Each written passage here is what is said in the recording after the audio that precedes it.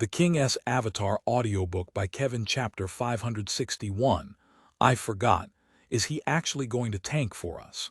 The players in Happy Sheep's team entered the dungeon one after the other. Happy Sheep received a message from the true tank in the team. This tank was clearly a kind person. He didn't want unrivaled Super Hottie to make a fool of himself and also thought about the safety of everyone else. Yeah, we'll see how it goes first, but be on the lookout. As soon as he slips up, falter, hurry, and take over, Happy Sheep said. Okay. The original tank of the team, Seven Blossom Leaves, listened to Happy Sheep's orders. He didn't show any unwillingness to do so and didn't say anything more after agreeing. Happy Sheep was also very satisfied. Seven Blossom Leaves was truly a good person. He wasn't like a lot of other tanks who would curse at the healer for no reason when the team got wiped. As for Seven Blossom Leaves, whenever the team wiped out, the first thing he would say was, "My mistake." Then he would analyze what he had done wrong. He had just given him the task of keeping watch on unrivaled Super Hottie. He could already foresee that if an accident happened, Seven Blossom Leaves would say he had made the mistake. A good person like Seven Blossom Leaves would probably act like this, even for someone as arrogant as unrivaled Super Hottie. Thinking of this, Happy Sheep was deeply moved. He decided that if an accident actually occurred, he definitely wouldn't let Seven Blossom Leaves make himself the scapegoat. It would be okay for our own guild's brothers, but for someone like unrivaled Super Hottie, he can go kill himself. Why should someone as kind as Seven Blossom Leaves shoulder the blame? Happy Sheep had been thinking the entire time. When he looked around, he saw that no one was around him anymore. Everyone had already entered the dungeon. He hastily ran into the teleport formation of the 100-player dungeon, Tomb in the Sky. As the name implied, the dungeon Tomb in the Sky was a tomb in the sky. There were a total of 9 minibosses, guarding 9 magic-powered engines. After defeating the 9 minibosses and destroying the 9 engines, the Tomb in the Sky would lose its ability to fly and fall down to Earth. At this moment, the Tomb in the Sky's final guardian would appear and was also the dungeon's final boss. If this final guardian was defeated, they would clear the dungeon. This dungeon's hidden boss was the dark soul that resided within the tomb. Whether or not the hidden boss appeared in the 100-player dungeon depended on luck, just like all of the other smaller dungeons in Glory. The only difference was that in this 100-player dungeon, the hidden boss could be fought after finishing the dungeon and didn't have to be fought immediately. It wasn't like normal dungeons, where the boss could suddenly jump out of nowhere. After all, rewards in the 100-player dungeon depended on progress made in the dungeon. If a hidden boss suddenly jumped out and killed everyone, it would be too depressing for the players. If the hidden boss was successfully killed, there would be an additional 20% progress reward, even if the dungeon had already been cleared. When Happy Sheep's team entered the Tomb in the Sky, everyone checked if there was a hidden boss or not. Happy Sheep was the last to enter, but he had already seen from the chat that no, there would be no hidden boss for this run. Even though there was no hidden boss, there would be another point of interest in this dungeon run. Currently, unrivaled Super Hottie was in the front with his sword and shield up, but there was no one around him. All of the other players stayed back, maintaining a good distance from him as if he were the plague. Happy Sheep thought it was funny, but at this moment Seven Blossom Leaves walked out from the group and stood next to unrivaled Super Hottie's side. "You be the main tank, I'll be the off tank. If you can't hold on, call for me. There's no need to force yourself," Seven Blossom Leaves kindly advised. "Oh, we only have an off tank. There's no third or fourth tank?" Ye Xiu asked. The third and fourth tank were the original off tank and third tank. Now that unrivaled Super Hottie had become the main tank and Seven Blossom Leaves took the position of off tank, the other two naturally fell to the third and fourth tank. Unfortunately, the original fourth tank now became the fifth tank. However, The tomb in the sky didn't need 5 tanks. What a tragedy. The original off-tank and third tank, or the current third and fourth tank, clearly weren't as kind as 7 blossom leaves. With unrivaled super hottie calling them out and seeing 7 blossom leaves look around for them, the two finally stepped forward unwillingly. "Everyone step it up, let's try harder," Ye Xiu cheered. Everyone wanted to point their middle fingers at him but resisted. "Are the clerics ready?" Ye Xiu asked again. No one uttered a word. Luckily, one of the clerics was Happy Sheep. As the team leader, he had the responsibility of upholding the team atmosphere. At this moment he stood out and replied, "Ready." The other clerics felt embarrassed to not say anything now and also shouted out, "D sirs." "Yes, yes, yes, we're ready." This time Ye Xiu had only spoken a single word when the D sirs impatiently interrupted him. This guy kept on warning them endlessly. Did he think he was a god or something? "I was just going to say, D sirs, don't be too hasty." Ye Xiu grinned. The D sirs fell silent. "Then I'm going to pull some monsters over," Ye Xiu asked. "Go kill yourself," everyone shouted in their minds. The clerics wanted to pretend they disconnected, while those who weren't clerics wanted to tie up the clerics. Unfortunately, these weren't options. The team leader Happy Sheep said, "Pull." Unrivaled super hottie rushed forward. In everyone's eyes, his posture was disgustingly ugly. "He's going to die immediately," someone quietly whispered. Yes. It wasn't convenient for them to say these things in chat, but they could still talk to each other in private. If this unrivaled super hottie only looked at the bosses in the guides, then he would neglect many difficult problems in the dungeon. For example, when entering the tomb, however, no one wanted to remind him. Everyone wanted to watch him suffer. "Be careful, there's a trap at the entrance," someone shouted. This voice wasn't unfamiliar to them. It was the original main tank, 7 blossom leaves. Sigh, everyone sighed. 7 blossom leaves was truly too kind. Ye Xiu replied. "Ha ha ha, look at him, it looks like he got a cramp, did he get sick?" All they heard was a ye. Then unrivaled super hottie suddenly started shaking. Some of the players immediately began ridiculing him. However, as soon as they spoke, they saw a cold light suddenly jump out from the side of unrivaled super hottie. A spike had shot out of the ground. Cheng cheng cheng cheng. Spike after spike pierced the earth and shot out of the ground, all from beneath unrivaled super hottie's feet. However, not a single one hit him because unrivaled super hottie kept on shaking. It made everyone feel nauseous, but he just happened to dodge every spikes every time. Is he dodging them? Everyone was astonished. They were clearly seeing it, but they had a hard time believing it. His movements were too minute and quick to see. Living through this spike trap wasn't uncommon. The trap had been completely figured out with the bodies of countless players. All of the players in Happy Sheep's team knew how to walk through the trap without triggering it. However, getting through the trap in this way was something they had never seen before. "Oh, there's a trap here, right? I totally forgot." Everyone heard unrivaled super hottie mumble to himself. Then he turned around and shouted to everyone, "There's a trap here. Everyone be careful. FCK, who needs you to tell us?" They once again resisted sending him a middle finger. "Incredible, you actually dodged all of them." At this moment, 7 blossom leaves had already reached unrivaled super hottie's side. "You flatter me, you're not bad either," Ye Xiu said. "You can get past the traps without triggering them. If you forget, then just follow me." 7 blossom leaves walked to the front. "7 blossom leaves, can you not be so kind?"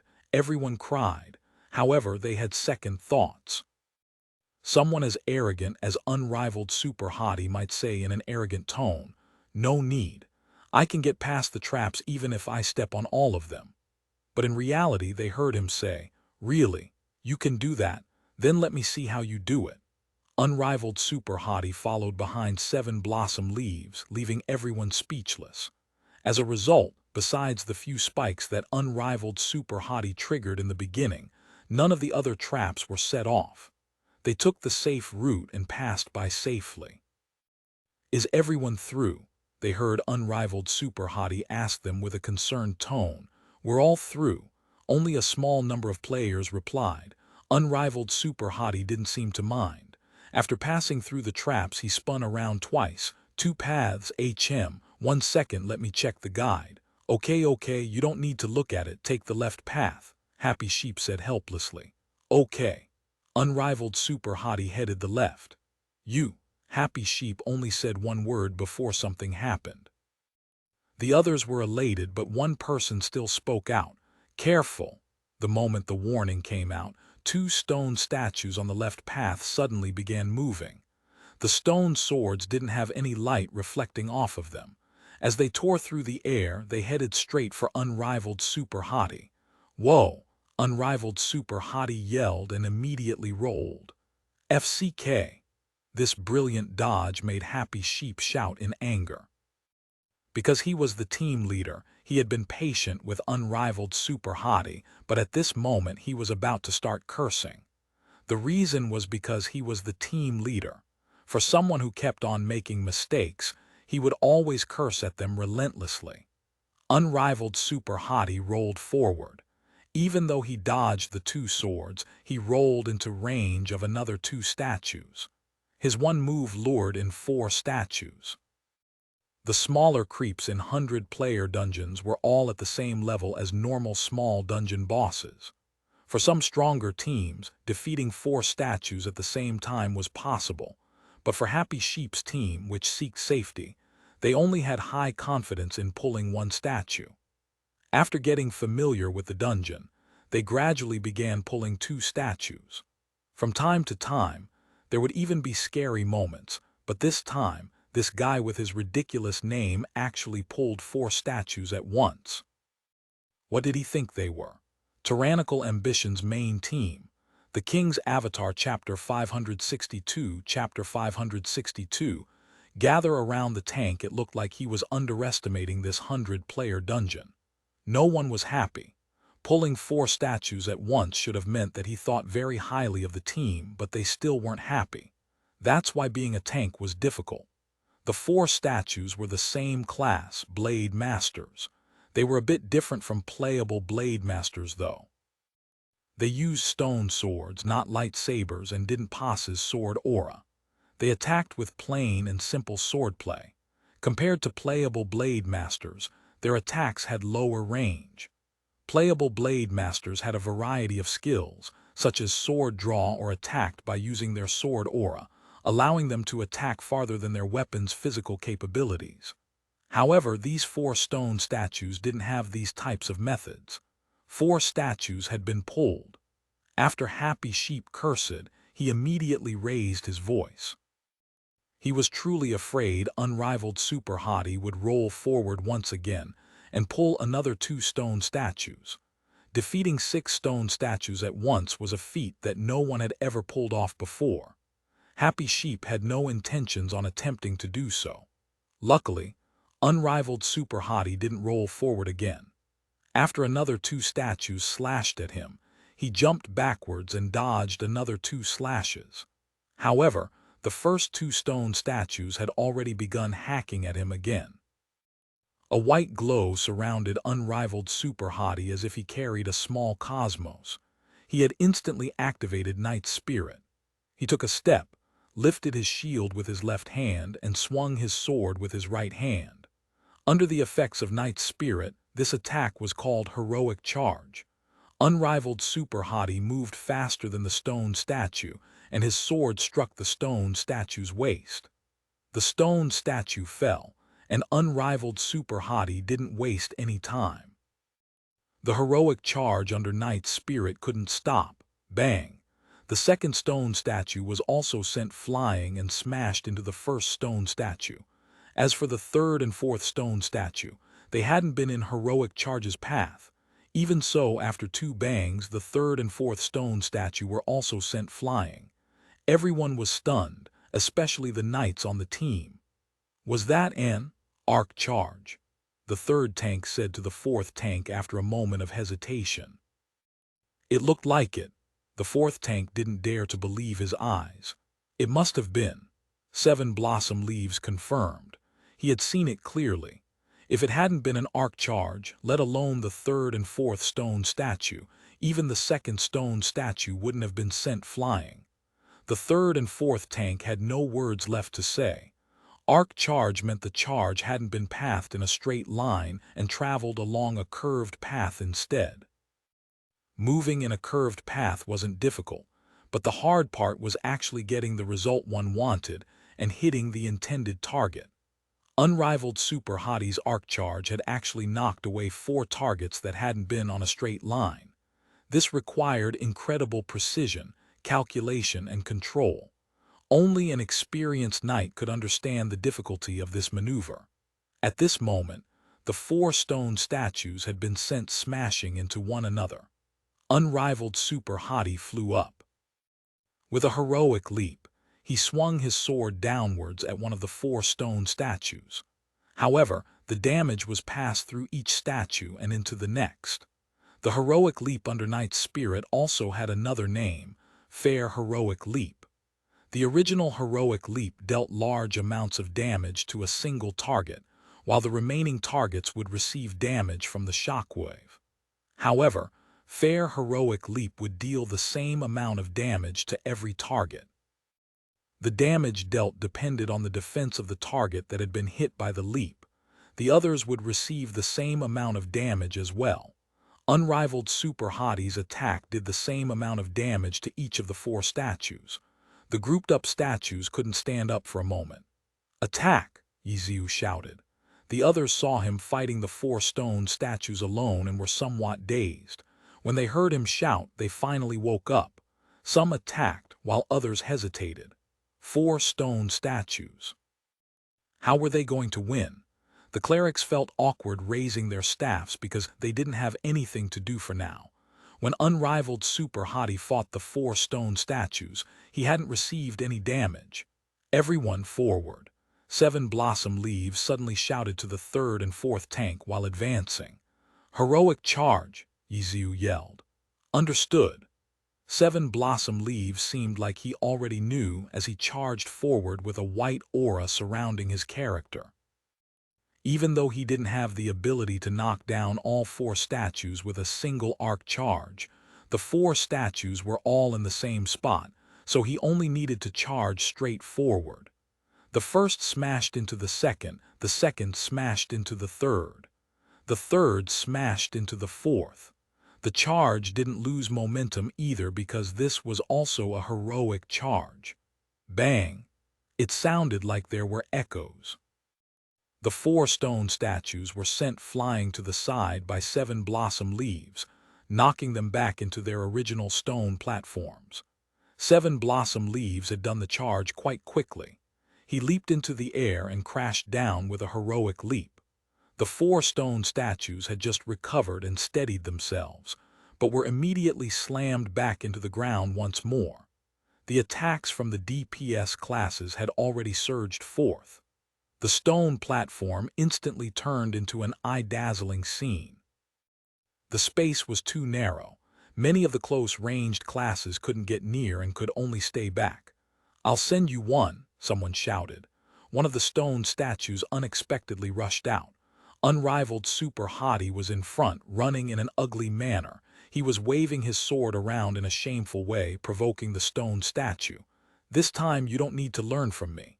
Ye Xiu didn't forget to tell 7 Blossom Leaves. "I know." 7 Blossom Leaves laughed. 3rd tank. The 3rd tank, the former off-tank, heard 7 Blossom Leaves shout and got ready to take over from him out of habit. When he saw 7 Blossom Leaves' actions, he immediately understood what to do. He activated Knight's Spirit, Heroic Charge, and then Fair Heroic Leap. The 3 stone statues were powerless to fight back. They only had enough time to do something when they were sent flying by another knight. The last one had been pulled by Unrivaled Super Hottie over to the close-ranged classes that couldn't squeeze into the space. The clerics were also on this side. Unrivaled Super Hottie hadn't taken any damage when fighting against the 4 stone statues. Now that he had pulled one over, that stone statue began doing damage to the other players. It was as if Unrivaled Super Hottie was giving the clerics work to do. Control the field well. Throw a shururu. 7 blossom leaves directed the battle. The witches didn't dare delay for the true tank in their hearts and immediately threw their doll shururus. 4th tank. When the situation couldn't be controlled any further, 7 blossom leaves called out. The 4th tank had been prepared. He activated Knight's Spirit before using Heroic Charge and Fair Heroic Leap. The original arrangement ended at this moment.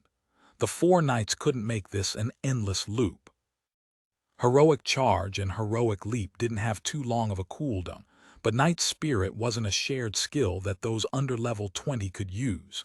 It had a very long cooldown. However, the team had 5 tanks. The 5th tank raised his sword and shield in preparation.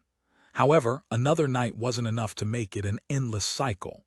The cycle would still fall here, but seeing the health values of the stone statues, the experienced players had already come to a conclusion.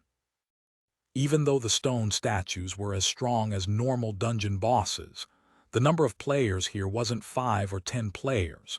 With so many players attacking, they did much more damage than what 5 or 10 players could ever do.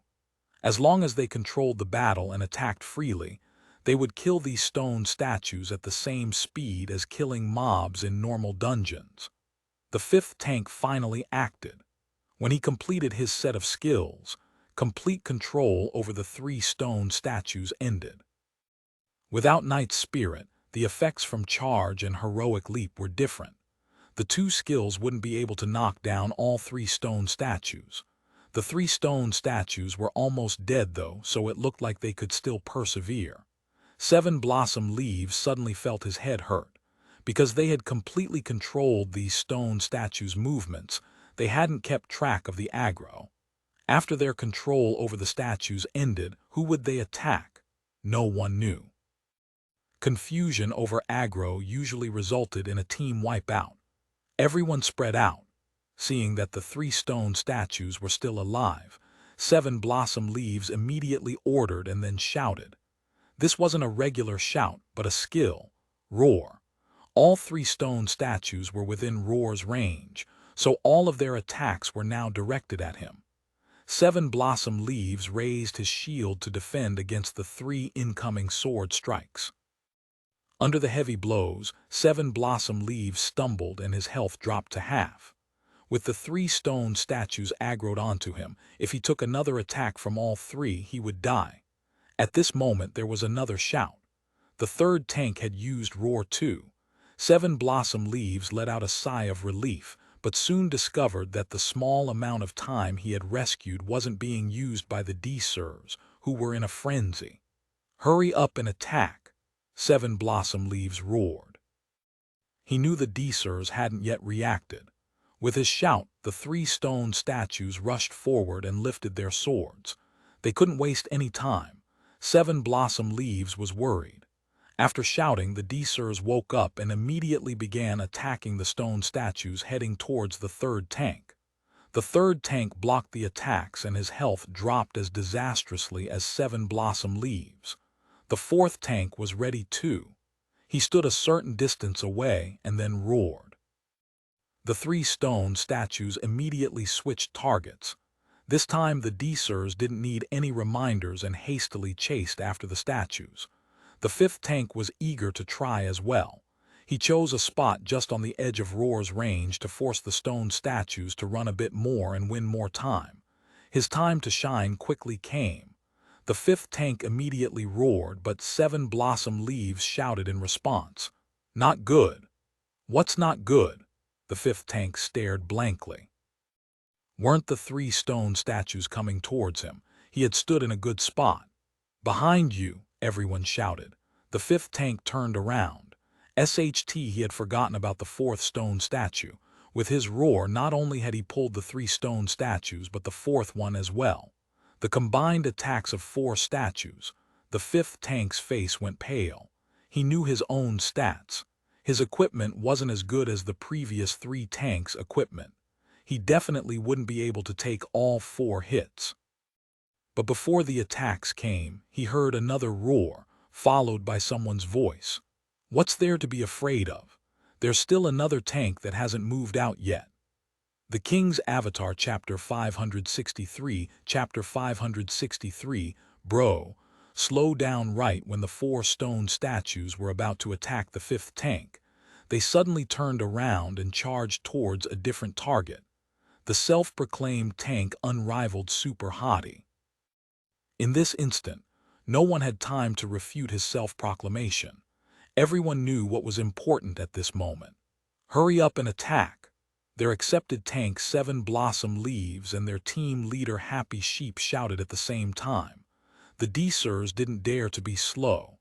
At this crucial moment, they didn't care about whether or not their attacks would cause the aggro to go out of control or waste mana. They just fired whatever damaging skills they possessed. The path lit up with the bright effects from all of the different types of skills. The 4 statues enshrouded in light could clearly be seen. The stone statues had high resistance, so many of the crowd control skills had no effect on them. It didn't matter though. They just needed to get rid of their last slivers of health. Bang! Finally, a stone statue crumbled and fell to the ground with a loud rumble. Soon afterwards, the 2nd and 3rd also followed. All that remained were bits of stone that no different in size from pebbles on the road. Only the 4th stone statue was left. Because the damage output hadn't been equally spread amongst the statues, the rate at which their health dropped differed. This 4th stone statue still had quite a bit of health left and was still rushing towards unrivaled super hottie. However, the crisis had been averted. A single stone statue wasn't anything difficult to deal with. Unrivaled super hottie had defended against a stone statue before, so there weren't any problems. 7 Blossom Leaves had originally planned on using a provoke to get the stone statue to attack him instead, but he realized it wasn't necessary. Thus, he decided not to use provoke and went forward to provide assistance.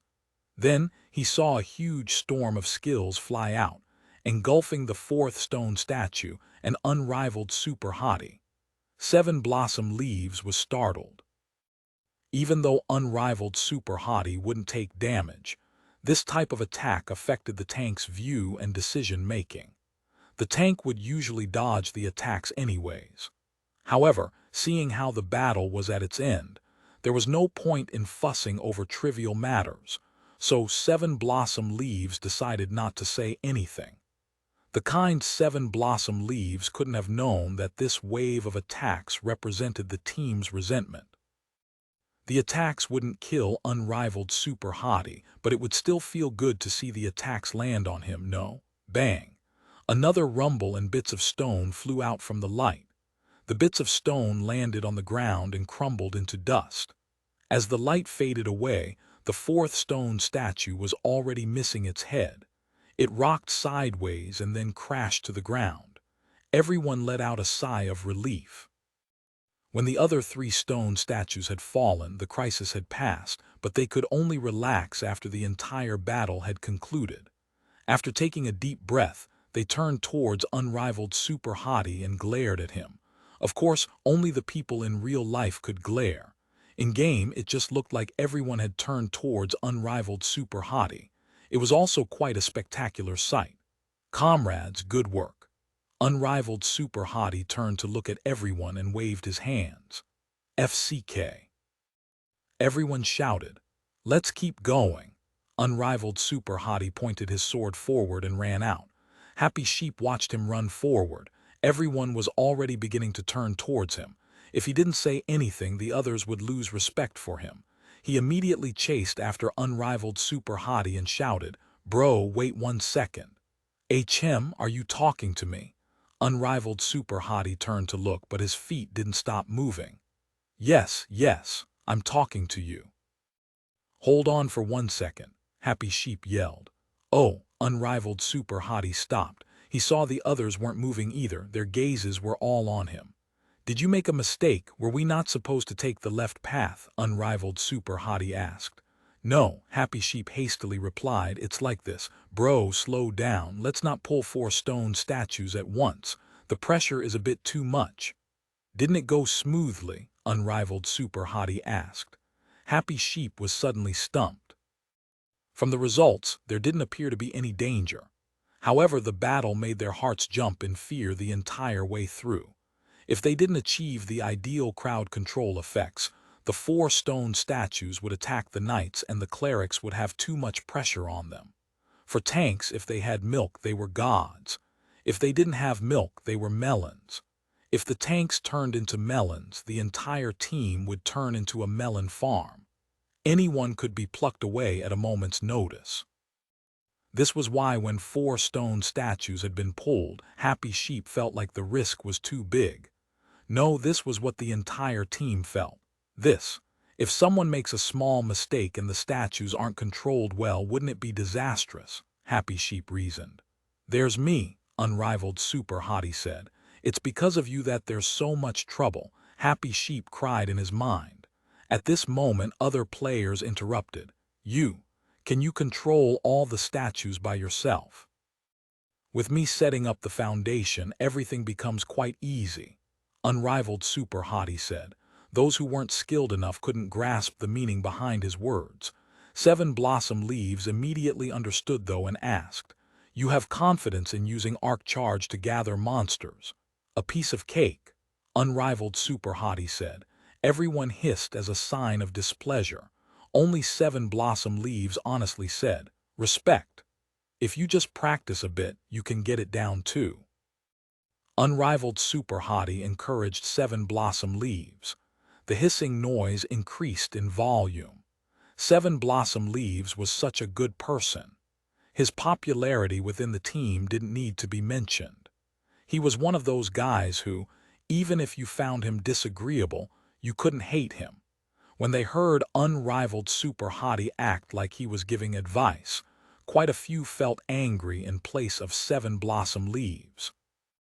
Right when they were about to speak up for 7 Blossom Leaves, they heard him speak first.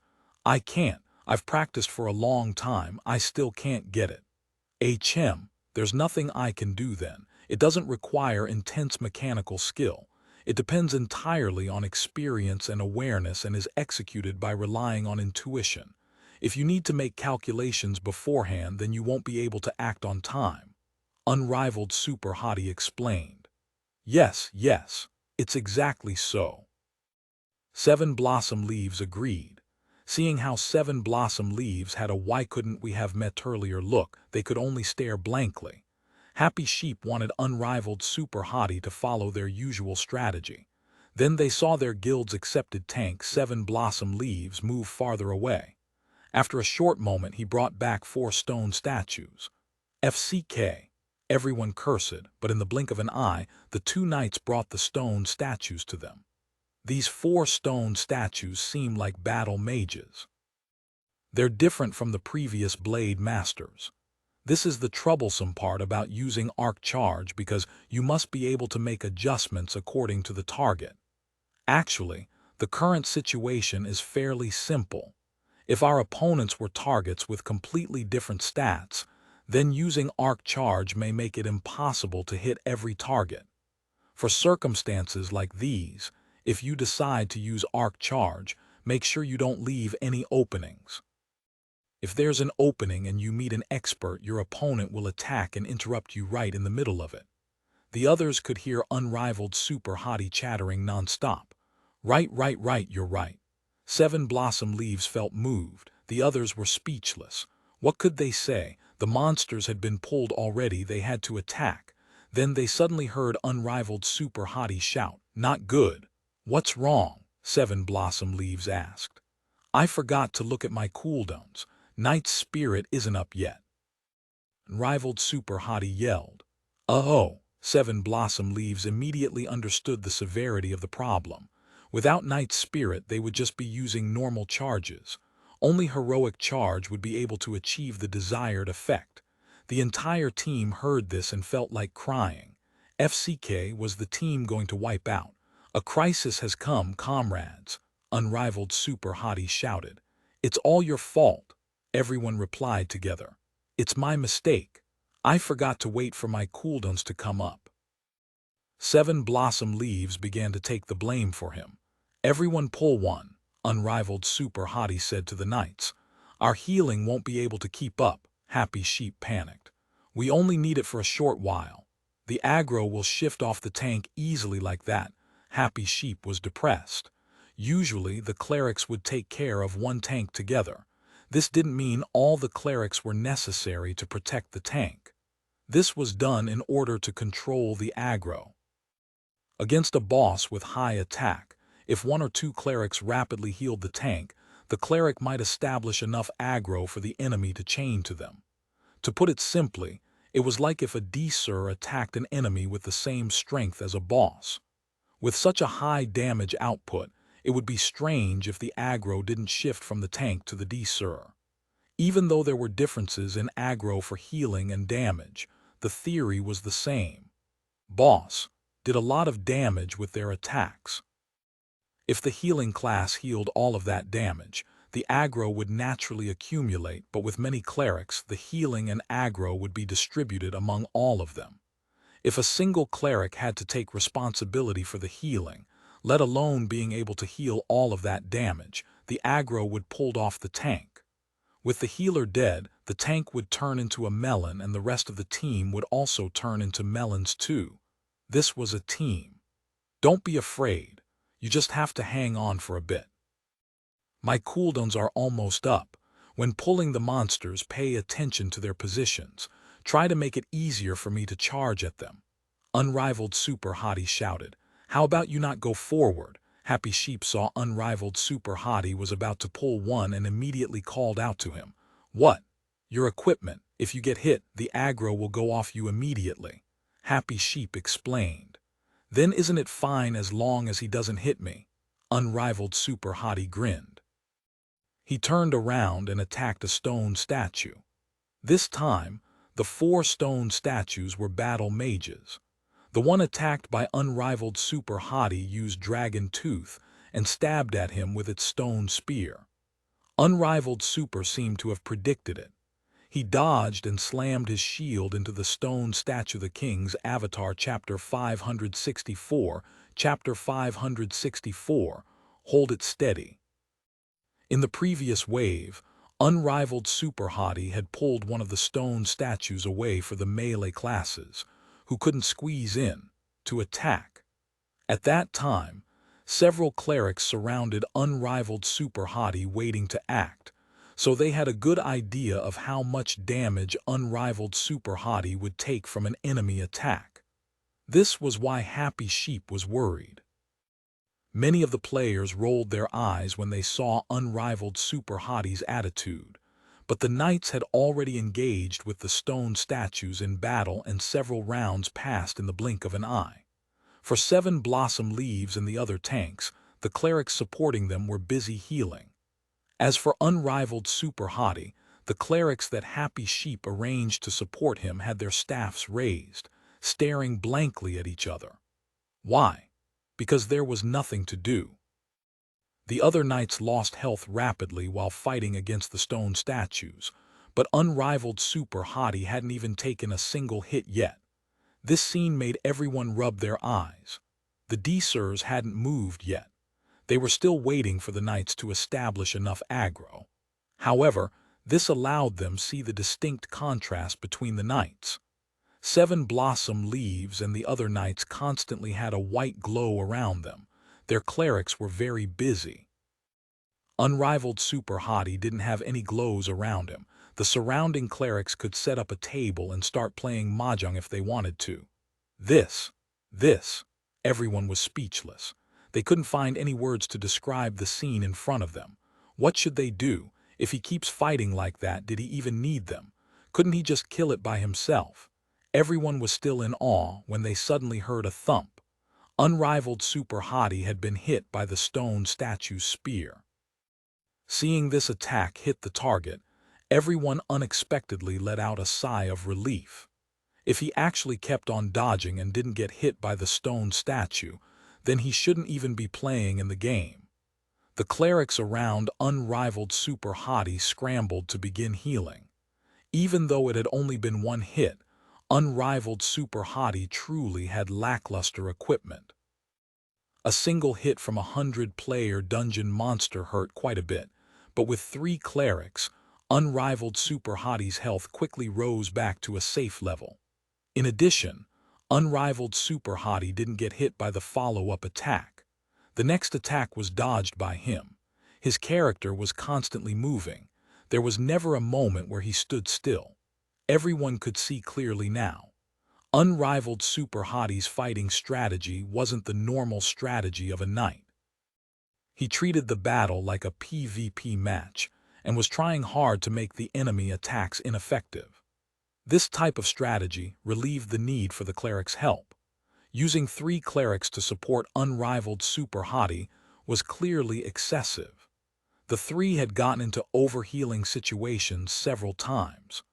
Overhealing meant the amount they healed was greater than the health their target lost, which wasted mana and established needless aggro, so it wasn't good. The DCers on Unrivaled Super Hottie's side were very depressed too, because with Unrivaled Super Hottie constantly moving around, the stone statue wouldn't be staying still either. The melee DCers had to constantly move around, and the long-range DCers had to constantly predict where the statue's next move would be. In any case, it was still easy dealing with the stone statue. No accidents came about, but this strategy relied on the player's skill. Because it depended on a player's skill to work, it meant it had higher risk.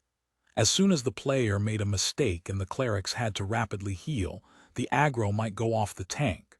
So even though the clerics didn't have much to do, they were still very focused. The rest weren't sure what to think of the situation. They were obviously afraid that Unrivaled Super Hottie would make a mistake because a single mistake might get the clerics killed. If the clerics died, then the run would be over. They could kill off small monsters, but it would be difficult to beat any of the bosses. But if this guy didn't make any mistakes, then it meant that this guy had some serious skill. Most of them didn't have that type of skill, so the guy that they had been looking down upon suddenly became far greater than them. This wasn't a good feeling. To put it simply, it was a birds of a feather flock together issue. The weak ones would be looked down upon. The strong ones would be pushed out. Only those at a similar skill level could coexist harmoniously. The weak ones could be laughed at, but strong ones would leave a sour feeling when being excluded. Most people hoped that others would be weaker than them, never stronger. Thus, most of the players in Happy Sheep's team hoped to see Unrivaled Super Hottie fail. However, their hopes never came true. Nothing dangerous had happened yet for Unrivaled Super Hottie, but the 4th tank had gotten into a crisis. "We can't heal enough. We can't heal enough," the clerics supporting the 4th tank shouted. With these knights' skill, even if they couldn't hang on forever, they shouldn't have fallen into a crisis so quickly. However, the 4th tank had been distracted by Unrivaled Super Hottie and didn't block an attack properly with his shield. The spear struck his body. The drop in health exceeded the cleric's expectations. Seeing the fierce incoming attacks, the clerics immediately felt pressured and hastily called for help. The 5th tank heard the call and went over. The team had a total of 5 tanks, including Unrivaled Super Hottie. At this moment, the 5th tank didn't have any monster to pull. He originally thought he would need to help Unrivaled Super Hottie, but who would have thought the 4th tank would need it first? "Pay attention to that side. What are you doing staring at me the whole time?" Ye Xiu spoke. He had 3 clerics on him, but they weren't very busy. In order to prevent overhealing, the 3 took turns healing. When the 4th tank encountered a crisis, the 3 were distracted and Ye Xiu had to remind them. The 3 clerics woke up and immediately went to help the 4th tank. This didn't take them long because they stood in a position where they could cover the entire field and specifically cover the tanks. The 4th tank's situation quickly turned around. As for Unrivaled Super Hottie, nothing happened to him. Glory had all types of statistics, including healing. Some of the players opened up the healing charts to take a look. The amount of healing Unrivaled Super Hottie had received was actually a bit lower than the other 3 tanks. Unrivaled Super Hottie had way inferior equipment to the other 3. The amount of damage that he received per attack was much greater than what the other tanks would take. The amount of healing he received was less than the other tanks too, which meant that unrivaled Super Hottie had taken way fewer hits. His continuous dodging was very effective, but was used to make up for by his lackluster equipment. This situation couldn't last until the stone statues died though. The knights were gradually losing health. If not, why would they be scared of pulling 4 stone statues at once? The main purpose was to wait until unrivaled Super Hottie's knight's spirit came back up. Then he could use heroic charge to gather the monsters. They could kill off the monsters this way. However, unrivaled Super Hottie was using arc charge. The problem was exactly what unrivaled Super Hottie had told 7 Blossom Leaves. Their dungeon run depended entirely on this extremely difficult maneuver. The ones who understood this were very nervous. How much longer until Knight's spirit came off cooldown? This data was available to everyone, so some of the players remembered it. Ye Xiu wasn't the only one counting down. It should be soon. Many of the players quietly thought to themselves. Suddenly, they heard a voice. "Pay attention to your position. Pay attention to your position. My Knight's spirit is almost off cooldown." 7 Blossom Leaves saw unrivaled Super Hottie's position and immediately pulled his stone statue over to a good spot. The other knights originally didn't think much of unrivaled Super Hottie, but seeing how he was doing the exact same thing as them with lesser equipment made it so that, although they might not like unrivaled Super Hottie, they couldn't look down on him either. Especially when they saw 7 Blossom Leaves act so sincerely towards unrivaled Super Hottie, there was nothing they could say. After all, 7 Blossom Leaves was accepted by them. If they accepted him and he accepted unrivaled Super Hottie, what else could they say? It was true that 7 Blossom Leaves was a good person, but even a good person shouldn't respect such an ignorant idiot, right? As a result, the 3rd and 4th tanks saw 7 Blossom Leaves follow unrivaled Super Hottie's instructions, and even though they didn't want to, they did so anyways. Good, good, good. That's perfect. Don't move. Seeing the 3 move, unrivaled Super Hottie shouted. 7 Blossom Leaves was trying to improve. When he heard unrivaled Super Hottie's approval, he felt puzzled. Isn't it a bit off? You guys are good enough. I'm going to go for it. Unrivaled Super Hottie yelled and then took over for the other 3. The 4 knights were all in different spots, but their stone statues were all in a straight line. Unrivaled Super Hottie activated Knight's spirit and yelled, "I'm coming." In the end, he didn't need to use arc charge. He just charged forward in a straight line. Bang, bang, bang, bang. The 4 stone statues were hit by heroic charge, and their situation became the same as the previous 4 Blade Master statues. The King's Avatar, Chapter 565. Chapter 565. A tank that makes others embarrassed this time. The Devises were prepared. As soon as the 4 stone statues slammed into the walls and started swaying back and forth, the Devises attacked. They didn't need to worry about dealing too much damage and shifting the aggro off the tanks. The purpose of the strategy being employed wasn't to control their aggro, but rather the field. By chaining their attacks appropriately, the targets would be unable to fight back. Under this type of situation, who cared about aggro? It wasn't important at all. After a just heroic leap, unrivaled Super Hottie pulled a stone statue out.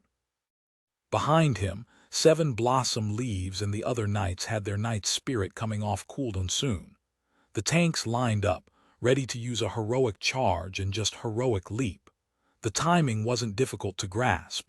They simply needed to attack when their knight's spirit came off cooldown.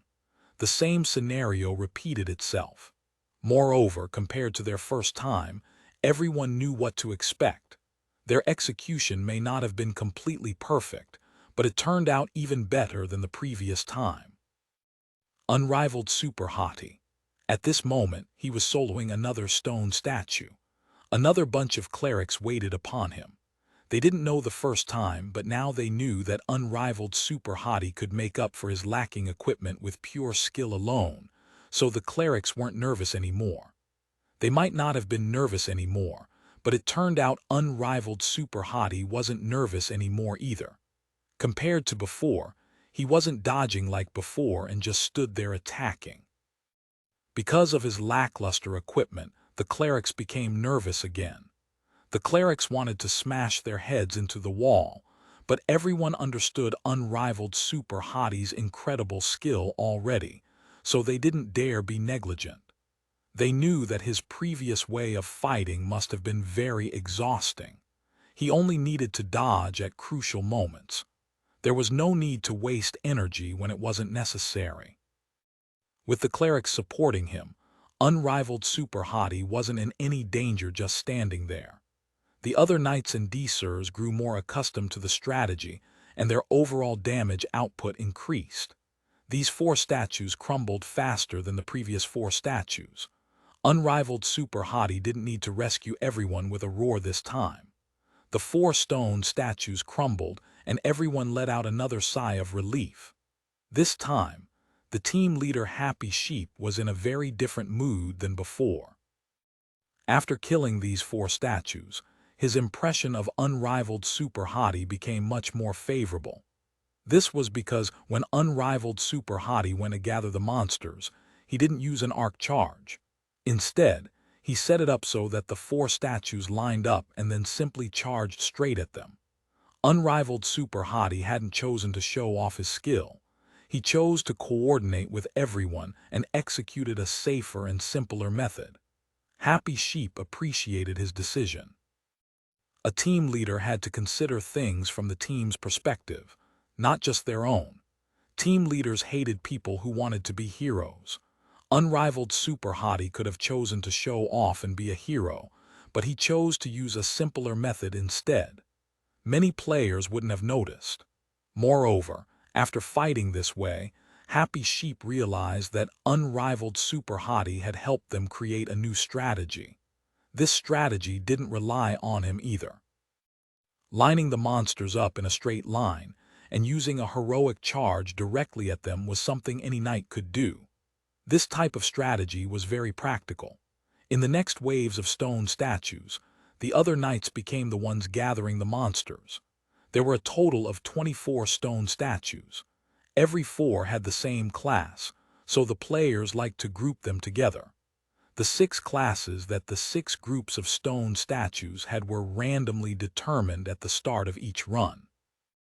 After the initial moment of fear, Happy Sheep's team smoothly cleared through 2 groups with a not-so-difficult strategy too. For the next 4 groups, 7 blossom leaves, the 3rd, 4th, and 5th tank each took turns gathering the stone statues together. All of them successfully completed their task. As the groups of stone statues fell one after the other, everyone gradually realized that unrivaled super hottie wasn't so simple after all.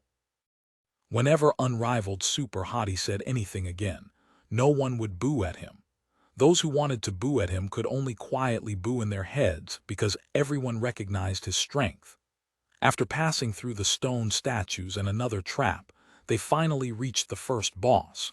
If they touched the gear, the boss would immediately appear to stop them.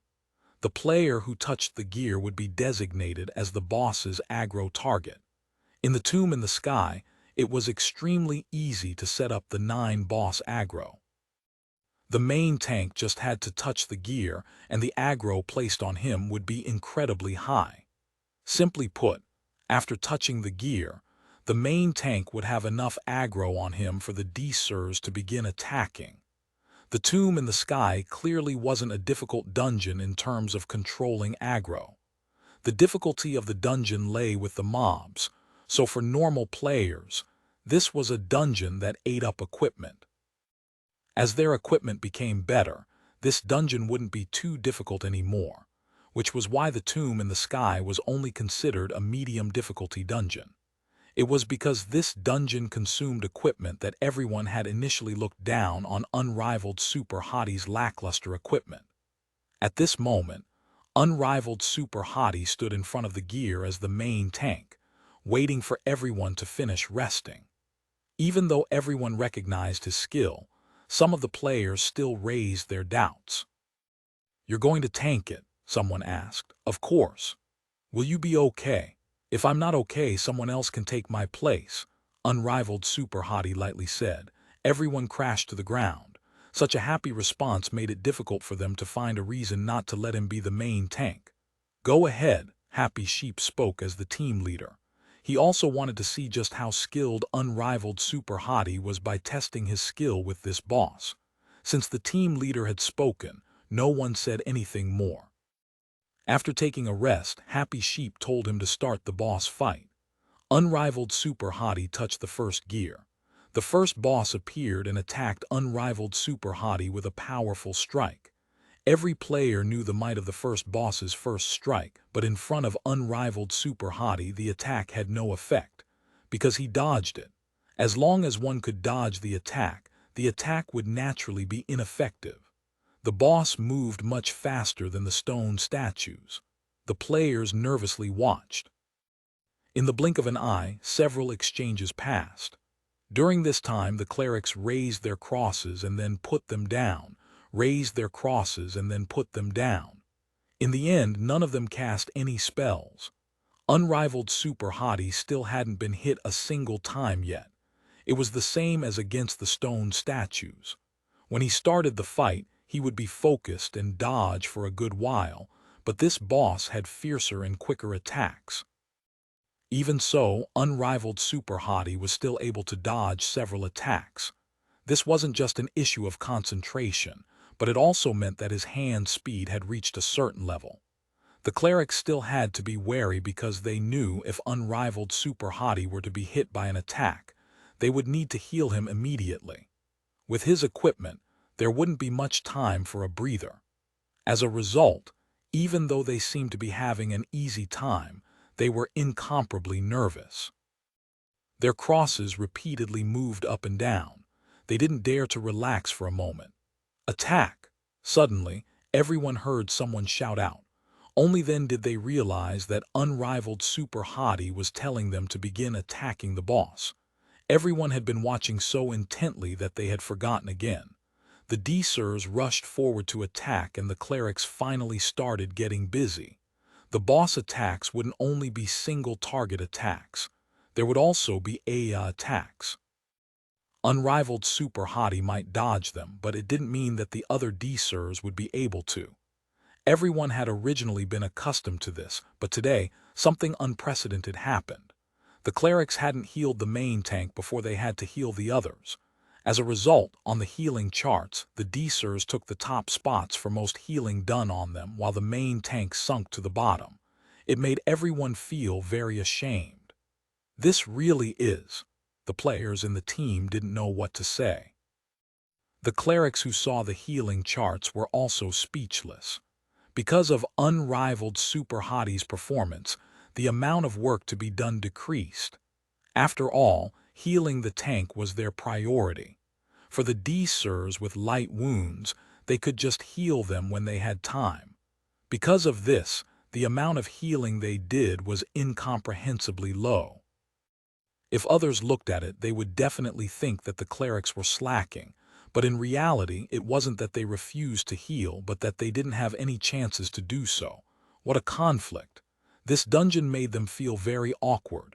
"Pay attention." Happy Sheep was afraid they would relax and reminded the clerics. Finally, Unrivaled Super Hottie had finally been hit by an attack. Everyone cried tears of joy. The clerics swarmed around and healed him. They truly weren't used to not healing the tank in a boss fight. Unrivaled Super Hottie's concentration began to wane, and he got hit by more and more attacks. However, he was still dodging most of them, so he still didn't put too much pressure on the clerics. Even against the boss, his skill could make up for his lackluster equipment. However, unlike against the stone statues, there wasn't any time to relax. The boss required his full concentration and ability the entire time. Was he going to be able to last for the entire boss fight? Everyone doubted it. The King's Avatar, Chapter 566, Chapter 566. I won't let you test your luck. When the first boss fell, their question was finally answered. Unrivaled Super Hottie had actually tanked the first boss by relying on skill alone to dodge attacks and reduce the damage that he received. His name didn't stand out in the various statistics, but the participating players all recognized his skill by now. With unrivaled Super Hottie's equipment, it was already incredible to be in the average group of players. Moreover, for him to be able to keep dodging for the entirety of the boss fight meant that he still had energy to spare. It wasn't his limit. The players in Happy Sheep's team stood around in small clusters, whispering amongst each other about unrivaled Super Hottie. Everyone even forgot to care about what the first boss dropped. Unrivaled Super Hottie was as calm as ever, though. After beating the boss, he smashed the gear and turned to face everyone. "Continue. Continue," Happy Sheep replied. He had quietly picked up the boss drops and showed it to everyone in the team chat, but no one seemed to care. At least 3 people could use the equipment dropped, but none of them had replied to his message. On their way to the second boss, no one held any more doubts about unrivaled Super Hottie. Right now, they only had one thought on their minds. If he can play the role of main tank in a dungeon like Tomb in the Sky with his current equipment, what would happen if we gave him better equipment? What would he be like then? Would we be able to completely clear Tomb in the Sky? This was the embodiment of why the tank was the core of a team. With just an upgrade for one player, the entire team could reach a completely different level. As a result, every team prioritized training the tank. The faster the tank became stronger, the faster the team would grow. Happy Sheep's team didn't need to train a tank. A powerful tank directly dropped into their laps. His equipment currently limited his strength, but once he upgraded his equipment, the impact such a tank would provide to the team was unimaginable. Their path to the next boss verified their thoughts. Even though Happy Sheep still led the team, their strategy would always change a little because of unrivaled Super Hottie's performance. The change would initially frighten everyone, similar to their first time fighting the 4 stone statues, but after getting used to it, their fights became easier and more efficient. Second boss. Third boss. These 2 boss fights were virtually the same as the first boss. Unrivaled Super Hottie continued to make up for his lacking equipment with his skill. After defeating the 3 bosses, everyone looked at the time. They finally realized why unrivaled Super Hottie said, "It'll be more efficient with me." The time they had used to beat these 3 bosses was much faster than their previous runs. After clearing away the mobs, they finally reached the 4th gear. "How about it? Will anyone lend me some equipment to use?" Unrivaled Super Hottie asked after clearing away the mobs. Everyone was a bit startled.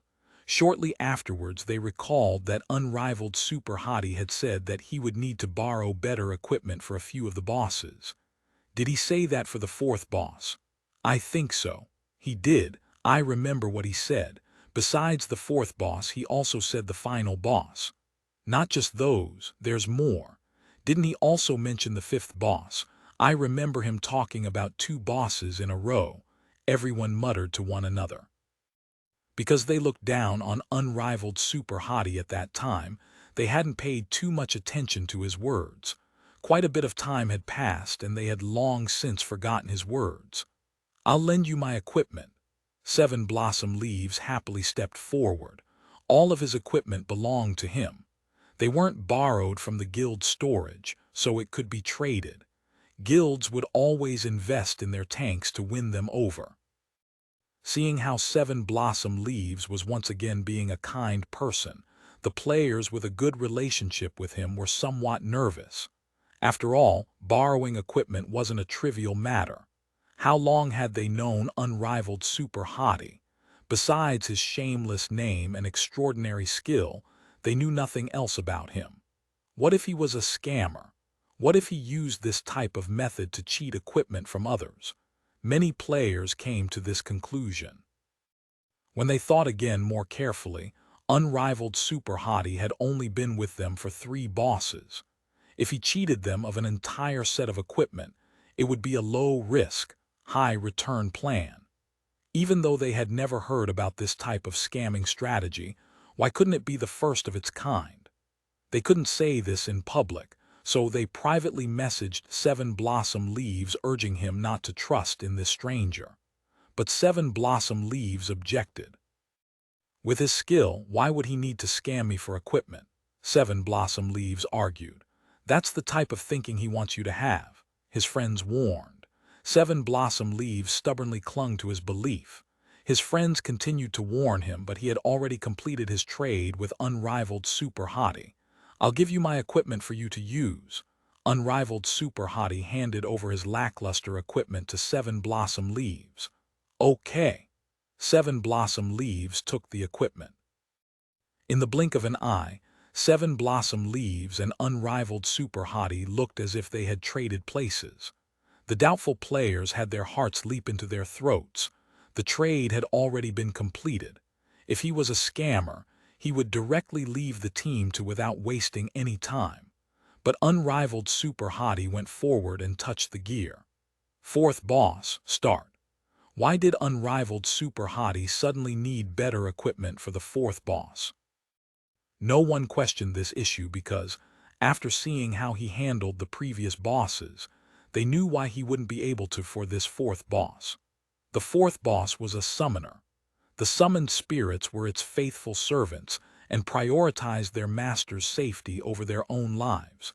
To put it into gaming terminology, these summoned spirits had the same target as their boss. Whoever the boss had aggro on would be whoever these spirits had aggro on. As a result, the main tank would be surrounded by many monsters at a time. If unrivaled Super Hottie continued to use his low-grade equipment, he would instantly fall. Because these summoned spirits didn't have their own aggro stat, no matter how fiercely they were attacked, they would still only attack the boss's target. Thus, in order to pull them apart, only provoke, roar, or similar type skills would work. After using these skills and pulling them away, they would hurry and attack. This section of the dungeon required a lot of work from every member of the team. The knights had to have fast reaction times. If they were too slow and the summoned spirits attacked too many times before acting, the tank would die.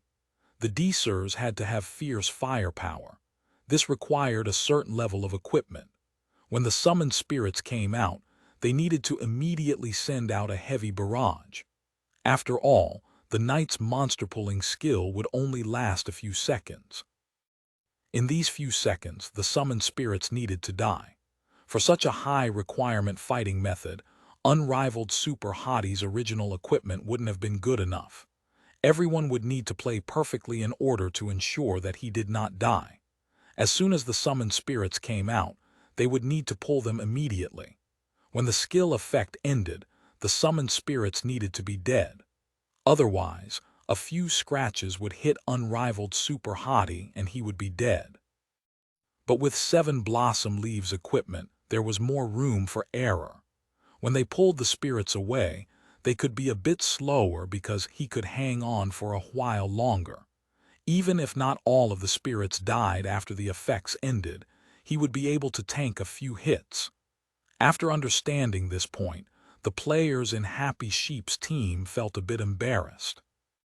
They felt like the reason unrivaled Super Hottie needed better equipment to survive wasn't because of him, but because he didn't think they would be able to play perfectly. Even though they understood this, there was nothing they could say because a perfect fight was too difficult. Everyone knew what to do in theory, but actually doing it was an entirely different matter. In the past, when their team didn't have good enough equipment, they relied on luck for this part. Every time the spirits came out, whether or not they would succeed depended on luck. As their equipment became better, the tank could survive longer and their damage output increased. This part no longer became a big problem, but unrivaled Super Hottie's originally equipment would be a challenge of luck. Switching equipment was done for their sake, but they could just switch out the tank. If 7 Blossom Leaves tanked, they would pass all the same. 7 Blossom Leaves lending his equipment to unrivaled Super Hottie made the more pessimistic players worry. Only when the boss came out did they finally relax. After wearing 7 Blossom Leaves equipment, unrivaled Super Hottie immediately became more carefree. He no longer dodged around as much. He just held his shield up and smashed violently at the 4th boss. A shriek. After accumulating enough damage, the boss would summon the first wave. "You guys don't need me to tell you what to do, right?" Unrivaled Super Hottie asked. "No need," 7 Blossom Leaves replied. 7 Leaves, could you not be so nice? Everyone cried. The King's Avatar Chapter 567 Chapter 567, Aquatic Battle. I know about it. 7 Blossom Leaves didn't have any complaints about being the secondary tank. He lent his equipment and eagerly cooperated. The kind 7 Blossom Leaves had come across someone whom he truly admired. The others couldn't watch any longer. A quick provoke. The summoned spirits didn't even have time to attack unrivaled Super Hottie when one of them had been pulled away. The 3rd, 4th, and 5th tanks didn't dare to be slow. Even though unrivaled Super Hottie had 7 Blossom Leaves equipment, his equipment wasn't so great that he could just ignore the mob attacks and sit there. Others still needed to help him. The knights pulled the mobs to one side while the devises attacked madly. The clerics carefully watched the health of these few knights. Usually, 7 Blossom Leaves was the main tank. They hadn't come across any problems with this strategy. It wasn't any different with unrivaled Super Hottie. However, because unrivaled Super Hottie had borrowed someone else's equipment, everyone had one thought. If unrivaled Super Hottie had his original low-grade equipment, they wouldn't have been able to pass. The answer was somewhat embarrassing because it seemed to be true. First of all, the coordination between the knights wasn't very good. 7 Blossom Leaves had reacted quickly, but the others were one step slower. 2 of the knights had already messed up and allowed the monsters hit unrivaled Super Hottie. They had a clear understanding of their roles, though, as none of them provoked the same monster. In addition, the devises attacks were all over the place. Everyone just attacked whatever was close to them. There wasn't any sort of coordination between them. The knights were partly to blame. They pulled the summoned spirits away, but they didn't pull them to a suitable place for the devises to attack. Some of the melee devises just barely reached their targets when Provoke's duration ended. When Provoke's duration ended, the monsters would immediately head back to attack unrivaled Super Hottie. The knights hastily roared one after the other. Their order was quite clear, though. None of them overlapped with each other. Unrivaled Super Hottie watched the events unfold and commented, "How messy." Everyone felt ashamed. This had originally been the place they had previously been stuck on, but after their equipment became better, they could fluster their way through it, so their coordination hadn't changed. The only thing that improved was their understanding of the order and division of labor the knights had. When the summoned spirits came out, everyone would be busy. The devises attacked freely. In any case, they could beat the boss, so why did they need to be so careful? Everyone felt their honor disappear when they heard the expert comment, "How messy." But they didn't have any problems beating the boss. It might have been messy, but there weren't any casualties in clearing away the first wave of monsters. However, their hypotheses had been proved. If unrivaled Super Hottie hadn't switched equipment, he definitely would have died. Besides saying, "How messy," unrivaled Super Hottie didn't say much else. The players wanted to be less messy, but when the spirits were summoned once more, they returned to their chaotic fighting. After hearing unrivaled Super Hottie's comment, they looked at the scene with different eyes and verified it. It really was quite messy. Everyone wanted to fight more orderly, but they failed to fight in a beautiful, orderly manner all the way until the 4th boss fell. "We beat the boss, so it's fine." Everyone silently consoled themselves. "We beat the boss, so it's fine." Unrivaled Super Hottie directly spoke their thoughts. When they heard this, they suddenly didn't feel consoled anymore. Instead, they felt mocked. Everyone wanted to give it another try to show their true skill. Unfortunately, they could only run this dungeon once a week. After beating the fourth boss, they continued forward. For the fifth boss, Unrivaled Super Hottie also needed to borrow equipment, but this time, they didn't know why he needed to switch equipment. It was only until after they fought for a while did everyone finally understand why. The fight against the fifth boss took place on several floating stone pillars. There was a limited amount of space on these stone pillars, so Unrivaled Super Hottie would have much more difficulty dodging. More importantly, this boss could freely teleport across these stone pillars. The moment the boss teleported, the boss would reset its aggro counter and freely attack. This was naturally a difficult test for the team. The classes, who wouldn't be on the same stone pillar as the boss, would be the clerics and long-ranged classes. If the boss suddenly teleported to their position and attacked, it was as if the system ignored the rules and caused the aggro to be pulled from the tank. The way Happy Sheep's team dealt with this problem was by splitting the tanks between the stone pillars. When the boss teleported, the knight in charge of that stone pillar would immediately go up to defend. Provoke, roar, or whatever would be used to re-establish the boss's aggro. But what did Unrivaled Super Hottie do? He chased the boss when the boss teleported. Moreover, he wasn't any slower than the boss. The task, which had originally been split between the other knights, was shouldered by him alone. After teleporting, the boss would attack brainlessly. Unless a player used a skill like Provoke or Roar, no one would know who the boss would attack. As a result, the tanks could really only be meat shields. They would see who the boss was intending to attack and then jumped in front of the target to take the attack for them. This task wasn't easy for the knights, because this was more different than normal tanking. Normally, the monsters would attack the knights. The knights didn't need to use any aggro-establishing skills to tank, but in this case, they didn't know where the boss would attack. They had to predict the boss's movements and defend. The fifth boss was always a section where Happy Sheep's team had never been able to pass without any casualties. They wouldn't lose too many players, but they would definitely lose a few. They could pass the fourth boss without any casualties, but after the fifth boss, their 100-player team would no longer have 100 players. But everything changed with the addition of Unrivaled Super Hottie. Unrivaled Super Hottie closely followed the boss steps. He predicted and intercepted the boss accurately too. The majority of the boss brainless attacks hit Unrivaled Super Hottie. All of them were blocked by him on purpose. His low-grade equipment wouldn't have been good enough for him to be a proper meat shield. Had he been using that equipment, he would have needed to dodge the majority of the boss attacks to reduce the incoming damage.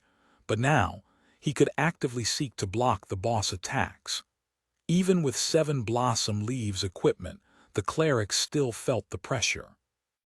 Usually, a single player couldn't defend against the boss's attack. As soon as the boss teleported to another stone pillar, all of the tanks would go up together to act as meat shields. You block, I block, everyone blocks, so the clerics could spread their healing amongst different players. But now, Unrivaled Super Hottie was blocking for everyone single-handedly. In addition to that, he was doing it better than what they could do combined. 1 or 2 clerics on a stone pillar weren't enough to heal him up properly. Fortunately, Happy Sheep made appropriate adjustments. The cleric squad began to chase after Unrivaled Super Hottie. All of them focused their healing on Unrivaled Super Hottie. When the fifth boss fell, Happy Sheep's team had made another breakthrough. They had finally cleared the boss without a single casualty with this method. The team still consisted of 100 players, and not a single one had died yet. Happy Sheep felt somewhat embarrassed to say this was because of the entire team's efforts. They had always tried hard on this section, but they had never gotten through without any casualties. It was because of unrivaled Super Hottie and his outstanding predictions that the team managed to not lose any members. Beautiful, Happy Sheep praised unrivaled Super Hottie. Of course, unrivaled Super Hottie replied. The knights felt very ashamed. A task that they couldn't do with all four of them had just been achieved by a single person. Having created history, the team was in high spirits and swept through the 6th, 7th, and 8th bosses. Up to this point, there were still no casualties. Unrivaled Super Hottie's tanking was extremely stable. If an incident ever occurred, he would come to their rescue. With a tank like this, even if someone wanted to die, it would be extremely difficult. An atmosphere of happiness gradually enveloped the entire team. The team killed the 9th boss. Only the final boss was left. At the same time, this was the farthest the team had ever progressed. Up until now, they hadn't cleared this pass yet. This time, they had all of their members alive and well, along with a powerful tank like unrivaled Super Hottie. How do we fight it? Happy Sheep didn't rashly make arrangements and instead asked unrivaled Super Hottie for his advice. They had tried to clear this section countless times but had failed, so Happy Sheep didn't have much confidence in their strategy. How do we fight it? Unrivaled Super Hottie heard this question and repeated the question. After thinking for a moment, he said, I'll tank the monsters. The damage dealers will deal damage. The healers will heal. The highly anticipated strategy turned out to be something like this. It made everyone want to cry. Wasn't this the same as normal? As long as it was a game with tanks, healers, and damage dealers, weren't all bosses fought with this strategy? Happy Sheep grumbled for a long time, but he didn't say anything. Is everyone ready? Should I start? Unrivaled Super Hottie said. Wait. Happy Sheep hastily stopped him. We've died here lots of times before. Happy Sheep said. Oh, our team's progress has always stopped here. Happy Sheep said. Congratulations. Unrivaled Super Hottie exclaimed. Today will be your first time clearing it. Should I start? Wait. Happy Sheep still wasn't sure about what his plans were, so he wasn't prepared. It was their first time reaching here without any losses. They had to grasp this opportunity well. What? How are you planning on tanking? Happy Sheep asked. You guys probably weren't able to tank it before, right? Unrivaled Super Hottie's gaze fell onto 7 Blossom Leaves and the other knights. The knights couldn't help but affirm this cruel reality. The damage we took was too great. Our healers couldn't keep up. Happy Sheep said. Maybe it's because our equipment isn't good enough. Your equipment is good enough. Unrivaled Super Hottie said. You're just not skilled enough. This is an aquatic battle, so there's a lot of skill involved. It's a bit more difficult. You know how to engage in aquatic battles too. Happy Sheep discovered the source of Unrivaled Super Hottie's confidence. A bit. Unrivaled Super Hottie replied modestly. But why did it sound like he was bragging? The King's Avatar, Chapter 568, Chapter 568. This is a strong tank. The 9th boss battle in Tomb in the Sky took place in water. The majority of players were not accustomed to aquatic battles. Due to this reason alone, Tomb in the Sky's 9th boss was considered even more difficult than the final boss. Fighting a boss in water was different than fighting players in water. For PvP, it was fair for both sides. The hindrances from water would affect them equally, but it was an entirely different matter for bosses.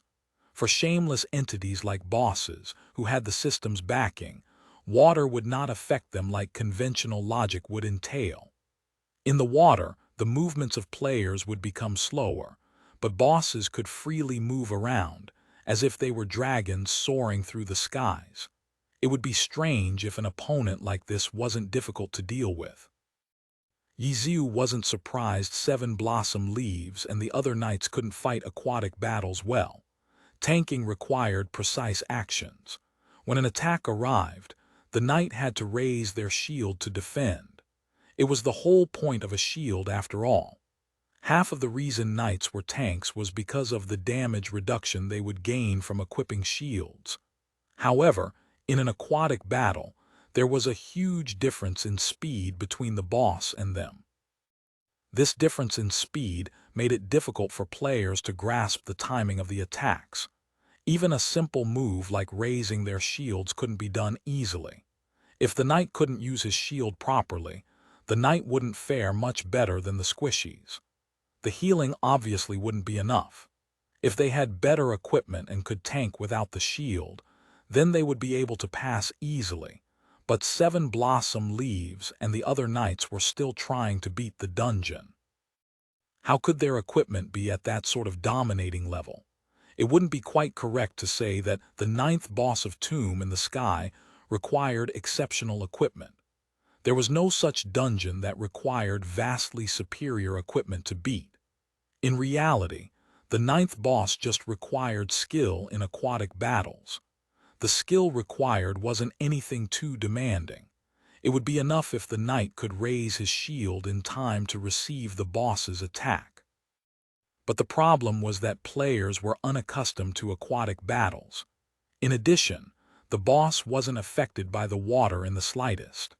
Because of these reasons, the majority of players had trouble executing even a simple move like raising their shields. Of course, for someone like Ye Xiu, this move was well within his capabilities despite only having a bit of knowledge in aquatic battles. Difficult and precise aquatic techniques didn't need to be used. Since all he needed to do was raise his shield at the right time, Seven Blossom Leaves equipment was more than enough to tank the boss. If Ye Xiu tried with unrivaled Super Hottie's original equipment, Ye Xiu would also feel pressured. It would require him to rely more on dodging the boss's attacks than to tank. His character's movements would be restricted in the water, while the boss wouldn't be hindered, which made dodging much more difficult. Thus, for the ninth boss, Ye Xiu needed to borrow equipment. Now, with better equipment, Ye Xiu didn't feel pressured by the boss at all. The team could just use their normal strategy. He would tank, the D-Sirs would deal damage, and the healers would heal. Happy Sheep kept asking him how he planned on fighting the boss, but Ye Xiu didn't know what else to say. Just fight with the basic bossing strategy. This was also the place where Happy Sheep's team often wiped out, but they couldn't find any solutions because this boss didn't require any specific strategy. The boss didn't have any extremely powerful moves or anything either.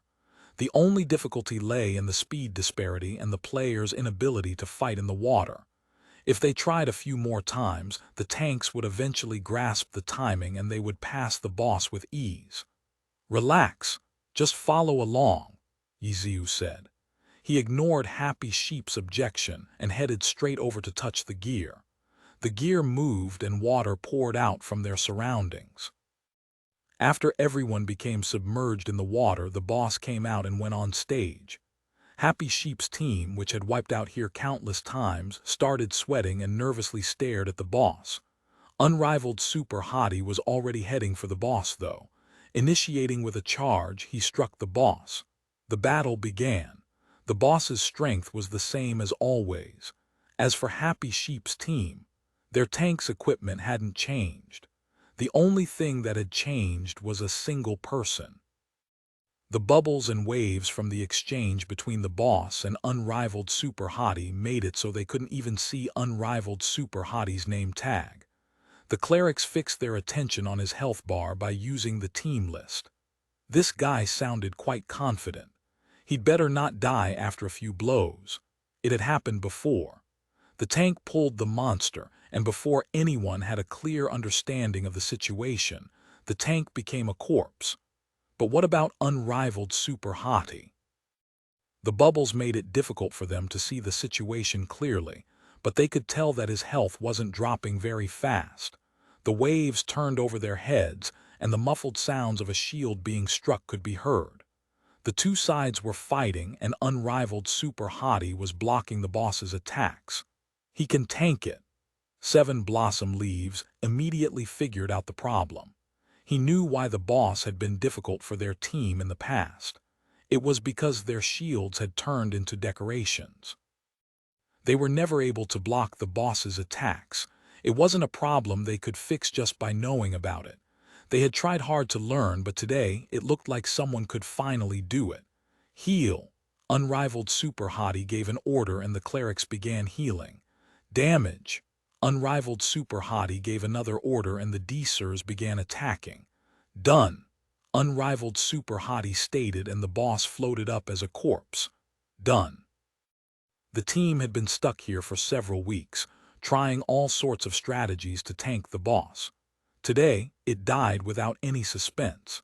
No accident or danger even arose. The boss fight hadn't even been as scary as when unrivaled super hottie almost turned into Swiss cheese from the spear trap in the very beginning. Happy Sheep's team was completely silent. The boss, which had made them ram their heads against the wall, keeled over in such a normal way. They had a hard time accepting it. The boss fight should have been frightening. There should have been constant cries of fear and dangers all around, accompanied by countless tragedies. Later on, when they stumbled across the topic of this boss again, they should have been able to describe the boss battle for an entire day. But none of that happened. There weren't even any orders during the boss fight. Even the mobs had been more exciting. The incomparably difficult boss died so pitifully. The boss fell and the gear was destroyed. The water drained out and the entire tomb in the sky began to transform. Up until now, Happy Sheep's team hadn't ever heard the boss's roar before. The ground shook like an earthquake, startling everyone awake. The final boss, unrivaled super hottie, called out to them. Everyone followed along numbly. After walking for 2 minutes, someone suddenly regained their composure. Team captain, did you pick up the equipment? OSHT. Happy Sheep immediately turned his head. He had been so lost in thought, he had forgotten to pick up the 9th boss drops. Happy Sheep's team had never seen the final boss before. It was their first time. They were originally very nervous, but with the supposedly even more difficult 9th boss defeated just like that, wouldn't the final boss be a stroll in the park? No one had any expectations for the final boss. After following unrivaled super hottie, they eventually reached the final boss. You guys have only gotten to the 9th boss, so that means you've never fought against this boss before, right? Unrivaled super hottie asked. We've never fought it before, Happy Sheep answered. Then have you read the guide for it? Guide? Happy Sheep was slightly startled. He had read the guide before, but he hadn't studied this part in detail yet because they had been stuck on the 9th boss for weeks. He hadn't considered the final boss yet. Then should I give a brief summary? Unrivaled super hottie asked. You tank, the devises deal damage, the healers heal. I understand, Happy Sheep said. How can it be that simple? Unrivaled super hottie commented in disdain. He described the boss' problematic points. It's that complicated, everyone gasped. They had read the guide before, but they had never gotten this far before, so no one had studied it in detail. They had pretty much forgotten everything at this point. How come it sounds like it's more difficult than the 9th boss? Someone asked. Obviously. Of course the final boss is more difficult to handle than the 9th boss, Unrivaled super hottie said. I thought the 9th boss was the hardest boss, someone else questioned. Those who don't understand aquatic battles would say that, Unrivaled super hottie said. Who knows anything about aquatic battles? Everyone commented. Me. I thought you only understood a bit. I was being modest. Do you know what that means? A bit, everyone cried. Did everyone remember what I said? At this moment, Unrivaled super hottie asked if everyone understood what he had just taught them. Yes. Everyone replied, but their answer sounded amiss. FCK, they were one of Tyrannical Ambition's branch guilds. Why were they being lectured like noobs? But then again, for a boss they had never fought before, they really were noobs. The problem was that the person in front of them had just looked over the guide before running the dungeon. He didn't even know about the spear traps in the beginning. When did he suddenly become an expert that could order them around? If no one has any questions, I'll start the fight. Before anyone could give any objections, Unrivaled super hottie charged at the boss. FCK, so quick and decisive. Everyone could only follow behind. Everyone spread out. There can't be anyone within 90 degrees in front of the boss. Didn't you guys say you remembered? Unrivaled super hottie had already begun instructing them. Everyone cried. They hadn't even seen clearly what direction the boss was facing. Could you not be so strict? That cleric over there, what's wrong with you? Are you looking to die standing behind me? Move outside of the 90 degrees area. Everyone looked and went silent. FCK, that cleric was happy sheep. Even the team captain was being taught like a dog, so this was what a powerful tank was truly like. Speaking of tanks, the team was too used to Seven Blossom Leaves and his kind personality. Do you know what 90 degrees means? The boss and I make up the axis. Move to the areas away from the 2 o'clock directions on the left and right. Everyone silently watched. Team captain, show some pride. Your movements are so slow and your math is so poor. How shameful. The King's Avatar, Chapter 569, Chapter 569. The final boss's 3 iron shovels unrivaled super hottie very naturally replaced Happy Sheep as the team's shot caller. His tone of voice changed too. He just started and he was already scolding the team captain, Happy Sheep. Quite a few were angry. Even though it was true that they had never fought this boss before, Unrivaled Super Hottie had only skimmed through the dungeon guide 10 minutes before starting. How could he be so strict? Reciting words from the guide, anyone could do that. Some of the players wanted to say a few mocking words, when they suddenly saw Tomb in the Sky's final boss, Tomb Guardian Imset, suddenly lift his hands up and slammed his iron shovel, which looked more appropriate for a grave robber, down into the ground. Numerous cracks suddenly formed on the ground. Rays of light shone through the cracks like magic waves. A fierce storm flew out from the cracks, making everyone who was about to say something shut their mouths. Happy Sheep had reacted too slowly to Unrivaled Super Hottie's scolding. The magic storm coming out from the cracks in the earth sliced Happy Sheep into bits. Not even a corpse remained. Everyone, start moving. Everyone was still in shock when another order came.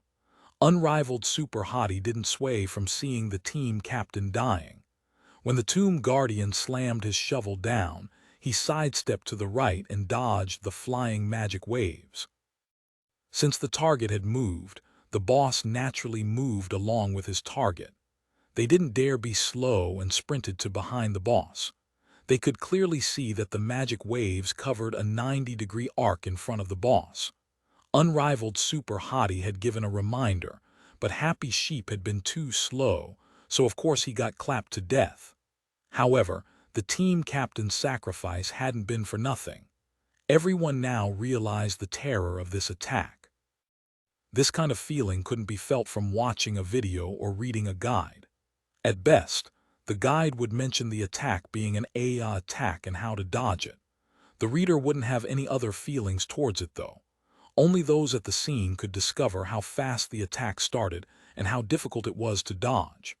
Happy Sheep had been warned by Unrivaled Super Hottie to hurry up and get out of the way, but he still wasn't able to escape the attack's range and instantly died.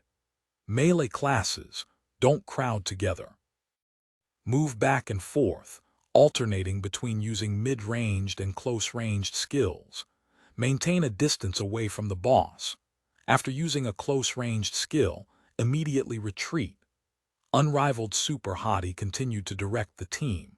For a 100-player dungeon, in order to let many spread out and attack, the boss usually had a big body, so several melee characters could surround the boss at the same time. It didn't make sense for players to line up and take turns to deal damage. However, this Tomb Guardian Imset had such powerful skills. A quarter of the area instantly became a dead zone, making it so there wasn't space for the melee classes. Imset was quite big, but he wasn't a huge dragon which dozens of players could surround. At this moment, everyone once again realized the terror of this attack. Because it created a 90-degree dead zone in front, they had to head to behind the boss. Everyone rushed to behind the boss. The long-range classes didn't have a problem, but the melee classes had trouble moving. Even though Ye Xiu had gave them a tip, his tip made everyone somewhat confused.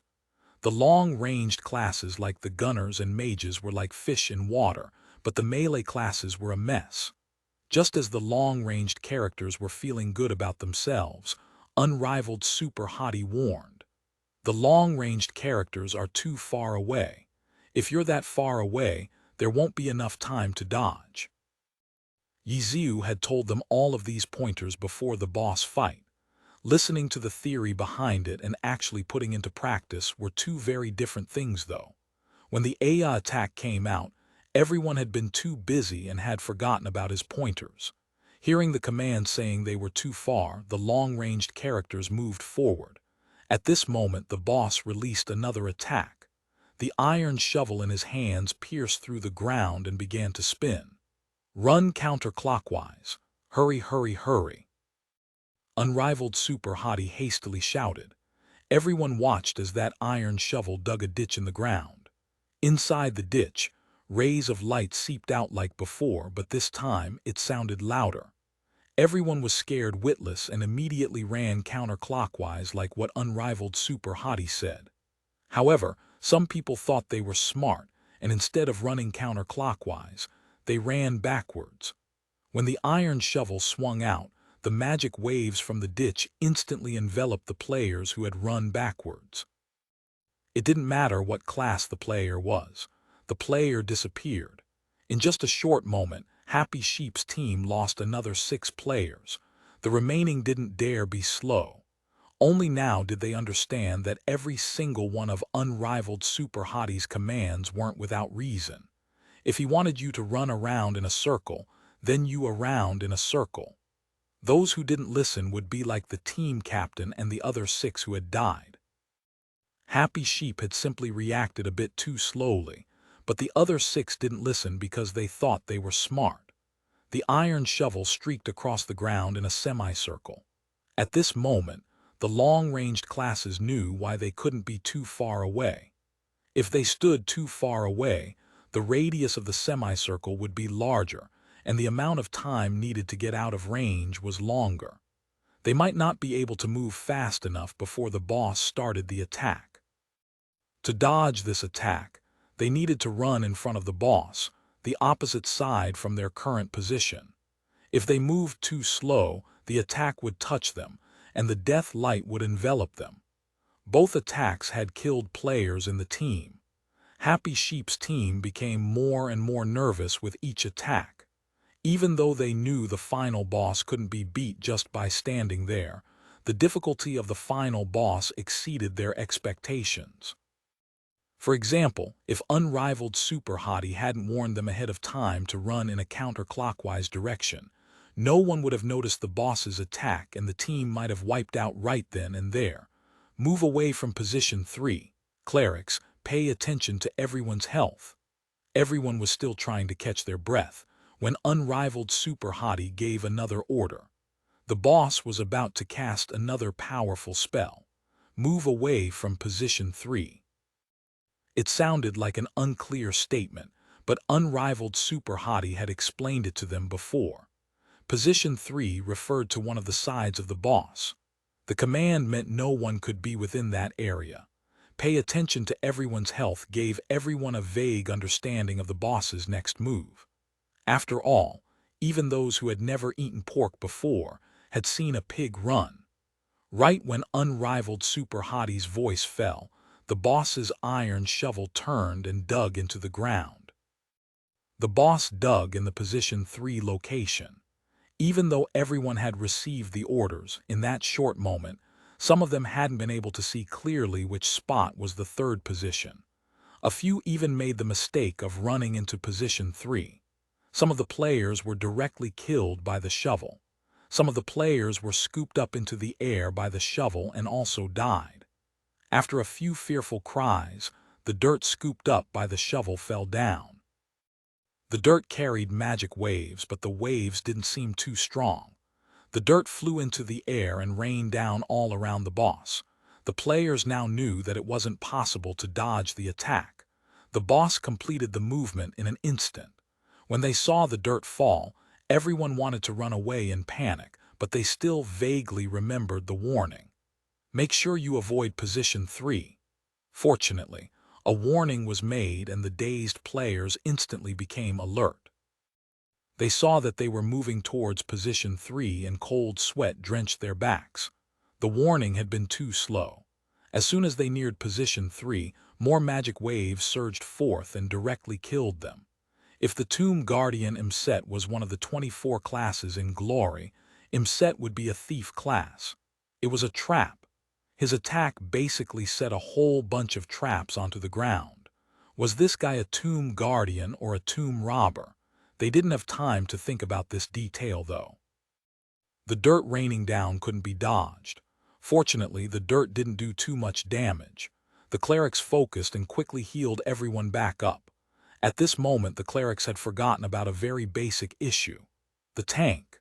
The tank hadn't taken any damage, so the clerics hadn't paid attention to him. In this moment of tension, the tank still didn't need help. When the clerics looked at the names on the team list and healed whoever was missing health, none of them touched unrivaled Super Hottie. All of the dirt fell, and after this wave was over, everyone's health returned to full. The clerics naturally began paying attention to the tank again, but failed to notice this point, because they weren't the only one. One of the clerics might not have healed the tank, but the others might have. As a result, when they saw unrivaled Super Hottie safe and sound, none of the clerics thought the tank had taken care of himself. Stay orderly. The boss only has these 3 iron shovels.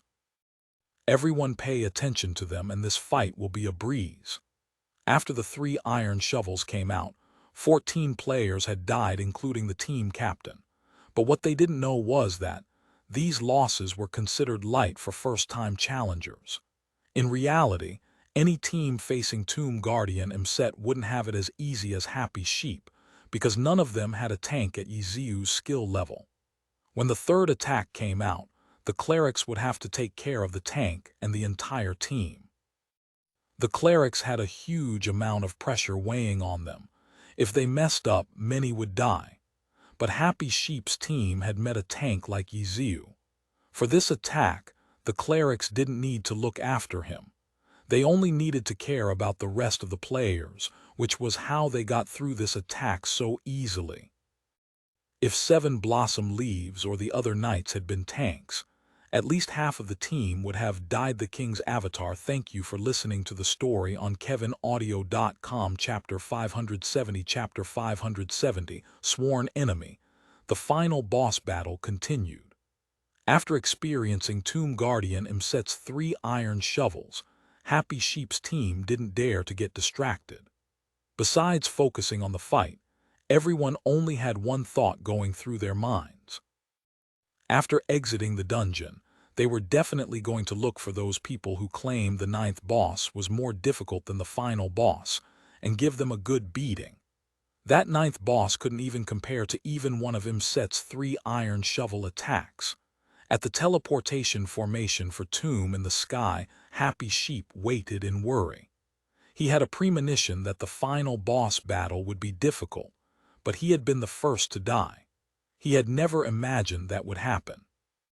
The team had reached the final boss without any casualties, so he had just wanted to share his excitement with someone else, but his typing had delayed him from moving, so when the battle began, he had moved slightly slower than the others.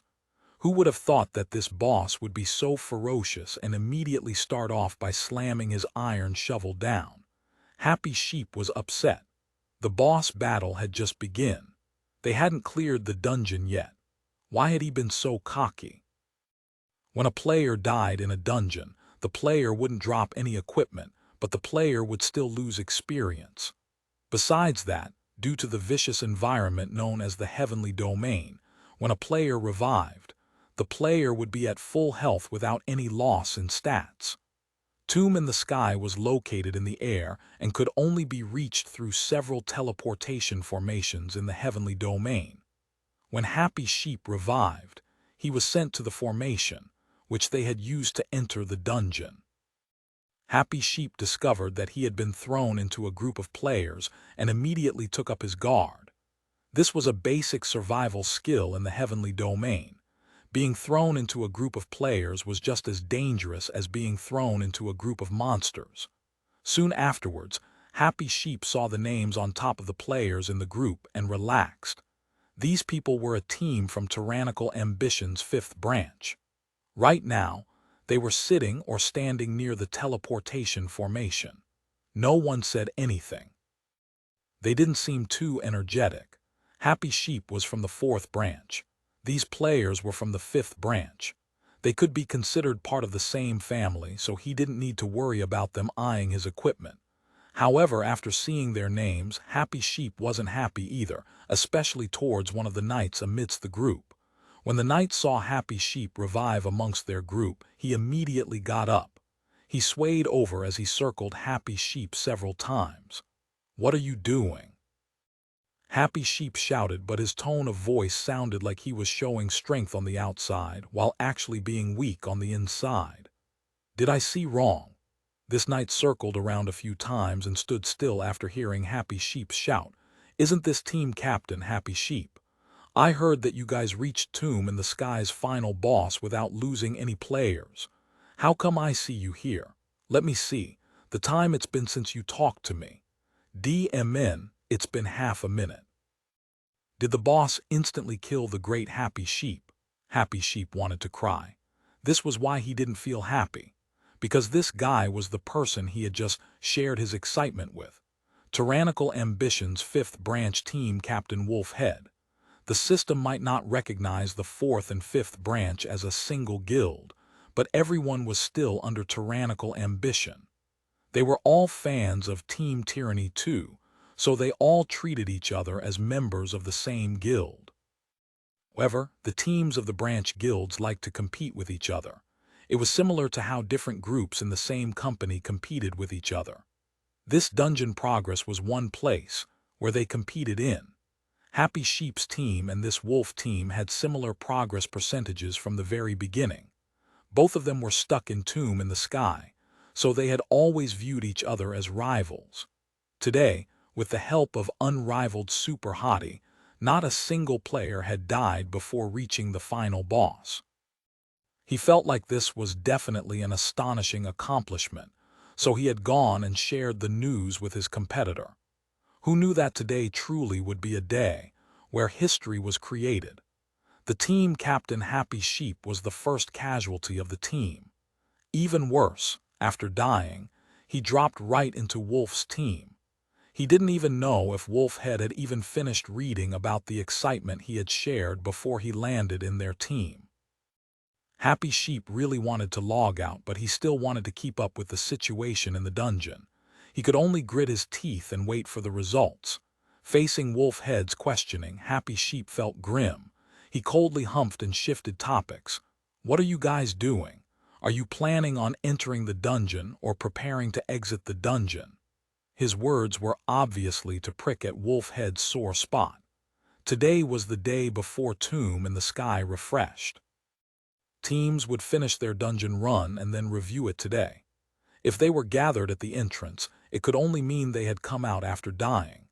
This wolf team had been Happy Sheep's opponent for many years, so he understood his style. "HMPH, don't be so happy. You died and came out, which means your team is pretty much done for no. A team reaching the final boss without any casualties." Wolfhead repeated the information typed out when Happy Sheep shared his excitement. "It looks like you've all been sitting here for a while, no? Besides me, do you see anyone else from my team?" Happy Sheep laughed coldly. His words were correct. Anyone who died would come out from the entrance they had come in from. Wolfhead's team had been here for a while. Wolfhead's team had failed to clear Tomb in the Sky and were feeling depressed. Then Happy Sheep came out and acted all cocky. Wolfhead really wanted to curse at him, but then he died and appeared in front of him. In the beginning, he was quite surprised. After collecting his thoughts, he felt incredibly happy. At this moment, Happy Sheep raised this issue. Wolfhead had no way of answering because no one else had come out besides Happy Sheep, but right when Happy Sheep finished talking, pa pa pa pa pa pa, 6 of Happy Sheep's players respawned. "Oh!" Wolfhead shouted in glee and immediately welcomed them. "You've come." The 6 players came out and were still at a loss. When they heard him asking them a question, they replied back foolishly, "Here." Happy Sheep wanted to cry again. What's up with today? Everything was happening at the wrong time. All the coincidences were going against him. What terrible luck. He must have gotten on the wrong side of the devils. The 6 players foolishly replied to Wolfhead and saw their team captain. They immediately waved at him. Happy Sheep couldn't care about Wolfhead at the moment and hastily asked, "How is it going?" How else could it be? "They died," Wolfhead replied in response. Happy Sheep sucked in a deep breath. "Ignore him." The 6 players nodded their heads and agreed. "We died." "No SHT, Happy Sheep wasn't in a good mood. "I can obviously tell that you guys died. I'm talking about the boss. Is the situation stable?" "They died. How could it be stable?" Wolfhead replied to his question again. "Those who couldn't even beat the 9th boss step aside." Happy Sheep snorted. He couldn't say this last week, but he could say it now. Wolfhead was at a loss for words. They really were stuck on the 9th boss. This time their dungeon run had been even worse. They hadn't even gotten to the 9th boss before wiping. How much better could they be? You beat the 9th boss once and now you're so cocky. You're still going to fail at the final boss. I say the 9th boss is even more difficult than the final boss. None of you died on the 9th boss, but the team captain died at the start of the final boss. Something isn't right. Check your message again. Did you type it wrong? Are you talking about the 9th boss? Did you mistake the 7th or 8th boss for the 6th boss? Wolfhead chattered. Happy Sheep was about to die from anger, but reality wasn't helping him. He really had been cocky and then bang, he died. He argued about how he was the only to die so far and then bang, bang, bang, bang, bang, bang, 6 players died. If he bragged again and then the entire team wiped out, he wouldn't have any more face to hang onto. Happy Sheep cautiously waited. He didn't dare to say anything more. Wolfhead's team didn't have much to do. After coming out of the dungeon, their experience would be reduced. Most of them would hurry to kill monsters to gain back their lost experience, but seeing that a competitor had come to be laughed at, none of them left. They stood together and watched the spectacle. They weren't disappointed. Not long afterwards, more players from Happy Sheep's team came out. Wolfhead laughed out loud and then said, "I'm just laughing. I won't say anything." Happy Sheep paled. He tried to ignore him again and asked the others, "How is it going inside?"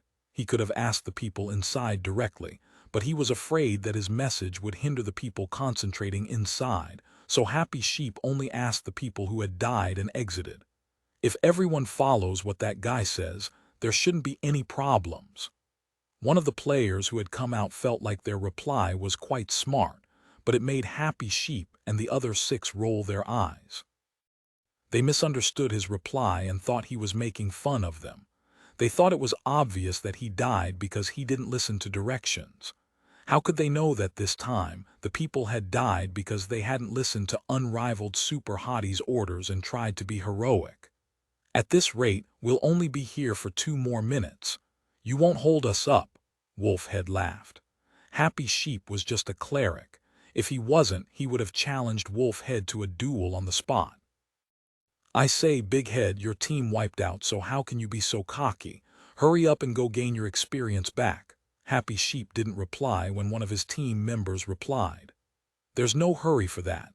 Once you guys come out, we can do it together and develop our friendship." Ha ha ha ha. Happy Sheep was done with the joking. He wanted to cough blood. Reality once again went against him. Another 2 players came out. Happy Sheep sighed. He didn't want to ask anymore, but these 2 happily came over to greet him.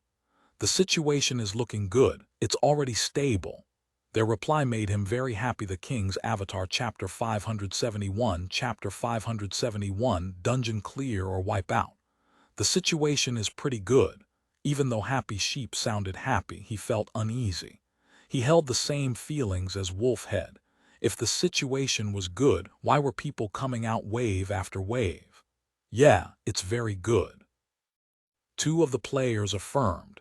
In the beginning, everyone was a bit new to the boss, but after a few times, we figured it out.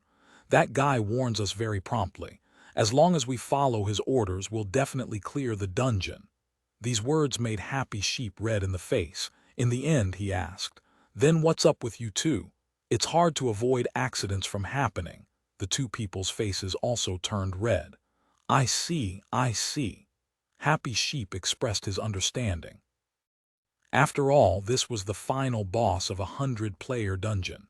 It was their first time fighting the final boss too, so it would have been very strange if no one died. After gaining a grasp of the situation, Happy Sheep straightened up and turned to look at Wolf Head. "Waiting is good. In a bit you'll see some equipment that you've never seen before." "Enough, old sheep. Stop dreaming. You've bragged long enough. Look at the time. You've already reached the final boss. I didn't even know that your team had the strength to challenge the dungeon record." Wolfhead spoke with disdain. He felt like Happy Sheep's lies were too clumsy. "Dungeon record?" Happy Sheep stared blankly. This phrase sounded very unfamiliar to him, because for teams who were still trying to clear Tomb in the Sky, setting a dungeon record and passing the dungeon were two entirely different things. When he heard Wolfhead's words, Happy Sheep suddenly woke up with a start.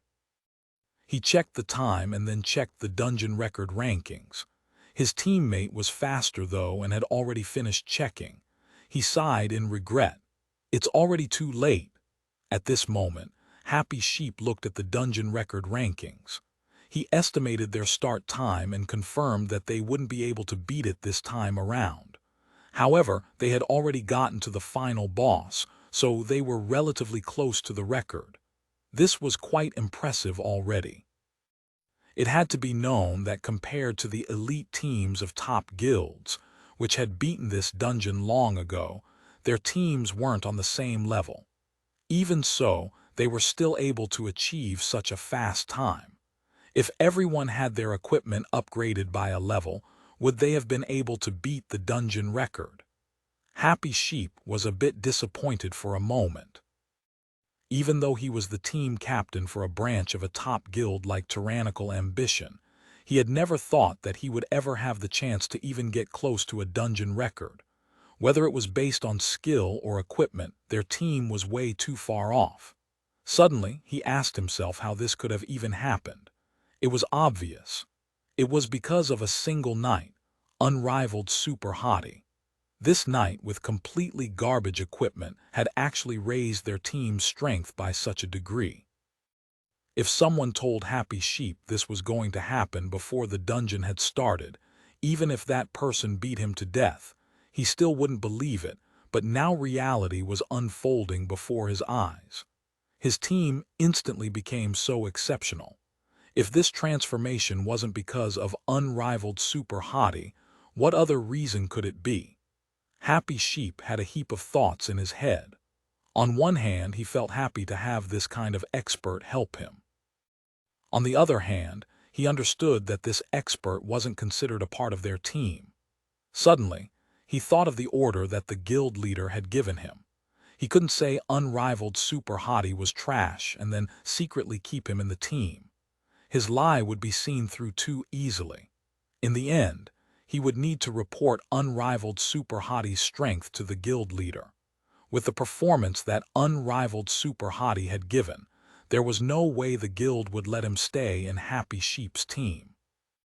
Even the branch guild's main team might not be enough. He would probably directly join the main team. As for his garbage equipment, if he were chosen to join the main guild's main team, equipment wouldn't be an issue. With the main guild's strength, getting stronger equipment for a tank was something that could be done within minutes. Happy Sheep thought about this and that. In the blink of an eye, countless thoughts floated around in his head. He could only feel depressed. In the beginning, he had looked down on unrivaled super hottie. After realizing his value, he knew that this would be the only time he would have this experience. At this moment, Happy Sheep had even forgotten to argue with Wolfhead. "I thought so. You actually thought you could challenge the dungeon record. Could you stop it with your act? Wolfhead started heating things up. Act. This truly is our dungeon time. You'll see if I'm acting soon. Happy Sheep regained his composure and immediately retorted. Compared to before, his voice sounded much more resolute.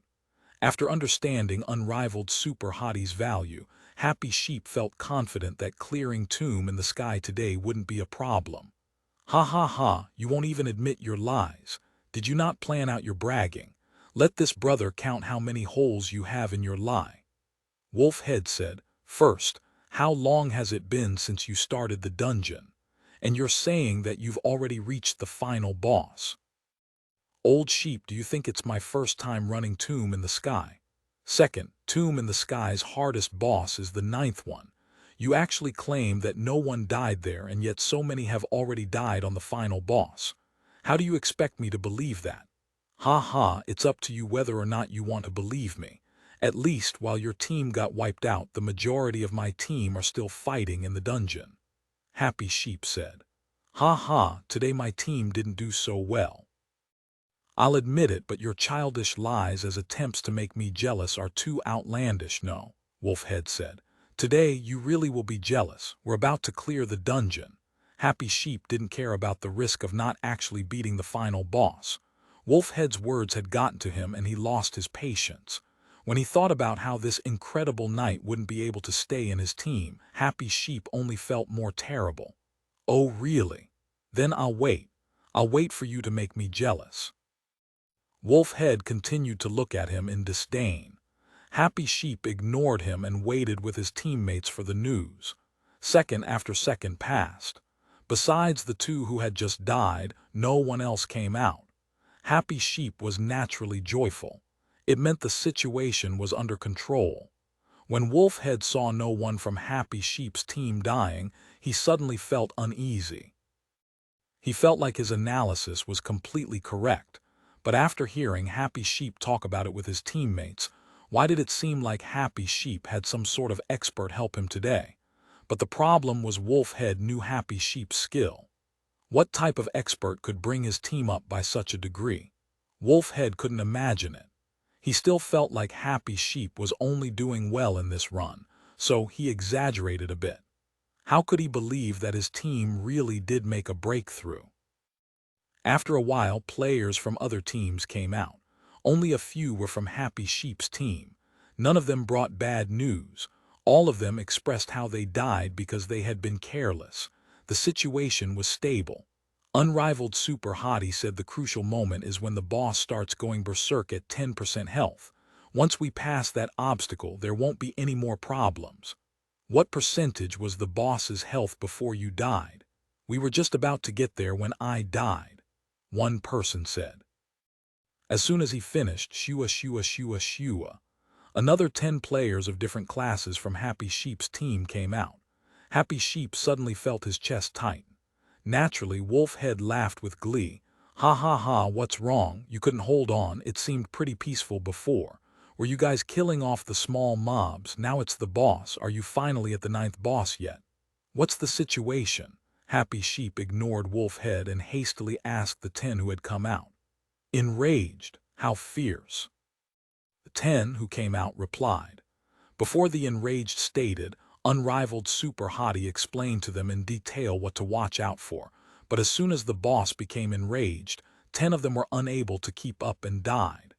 Because they died too quickly, they didn't know about the situation afterwards. However, after their wave, no one else came out. It seemed like the situation was stable again. Happy Sheep wasn't in the dungeon, but he was more nervous than anyone else. His right hand was drenched in sweat. The team has to pass.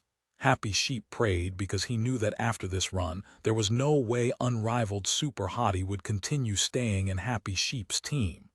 Without unrivaled Super Hottie, their team would go back to the way it was before.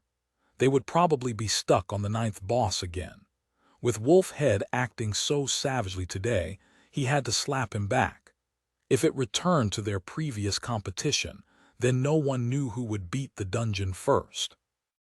A few more players from Happy Sheep's team died and came out. Happy Sheep immediately grabbed them to ask how the battle was going. These guys told him the team turned into a mess after the boss turned enraged. They didn't know what was going on inside. Ba tilde tilde ba tilde tilde ba tilde tilde. Wolfhead saw Happy Sheep ignoring him and told his team to start making sheep sounds together to give Happy Sheep's team some beautiful background noise. This was one of the many ways that they mocked Happy Sheep's team. Their baaing was equivalent to chanting "die, die, die." They shouted happily with smiles on their faces when suddenly white light began to glow around the formation. A whole bunch of characters came out. Happy Sheep looked and saw that it was their players. Did they pass? Or was it a team wipe? The King's Avatar, Chapter 572, Chapter 572. Who is this person? After being nervous for so long, the moment of truth had arrived. Happy Sheep usually pounced on the incoming players immediately, but his nervousness stopped his brain from functioning properly. He didn't ask. He asked himself a question: pass or fail? It was only an instant, but it felt like a long time. Happy Sheep was on edge. He wanted to ask, but was too afraid to ask at the same time. He hated how he couldn't see the expressions of the people controlling their characters. At this moment, everyone walked out from the formation and saw their team captain. As if the lid to a pot of boiling water had been lifted, they erupted with excitement. Did we clear it? We cleared it. A brief exchange told them all the information they needed to know. Excitement filled Happy Sheep's heart so much so that it poured out. We actually cleared it. Happy Sheep questioned whether or not he was in a dream. He snatched a person by the arm and asked for confirmation. We really did pass. Captain, look. The person speaking was the vice captain of the team. He allowed him to view the 3 pieces of equipment that had dropped from the final boss. 100-player dungeon required the efforts of 100 players.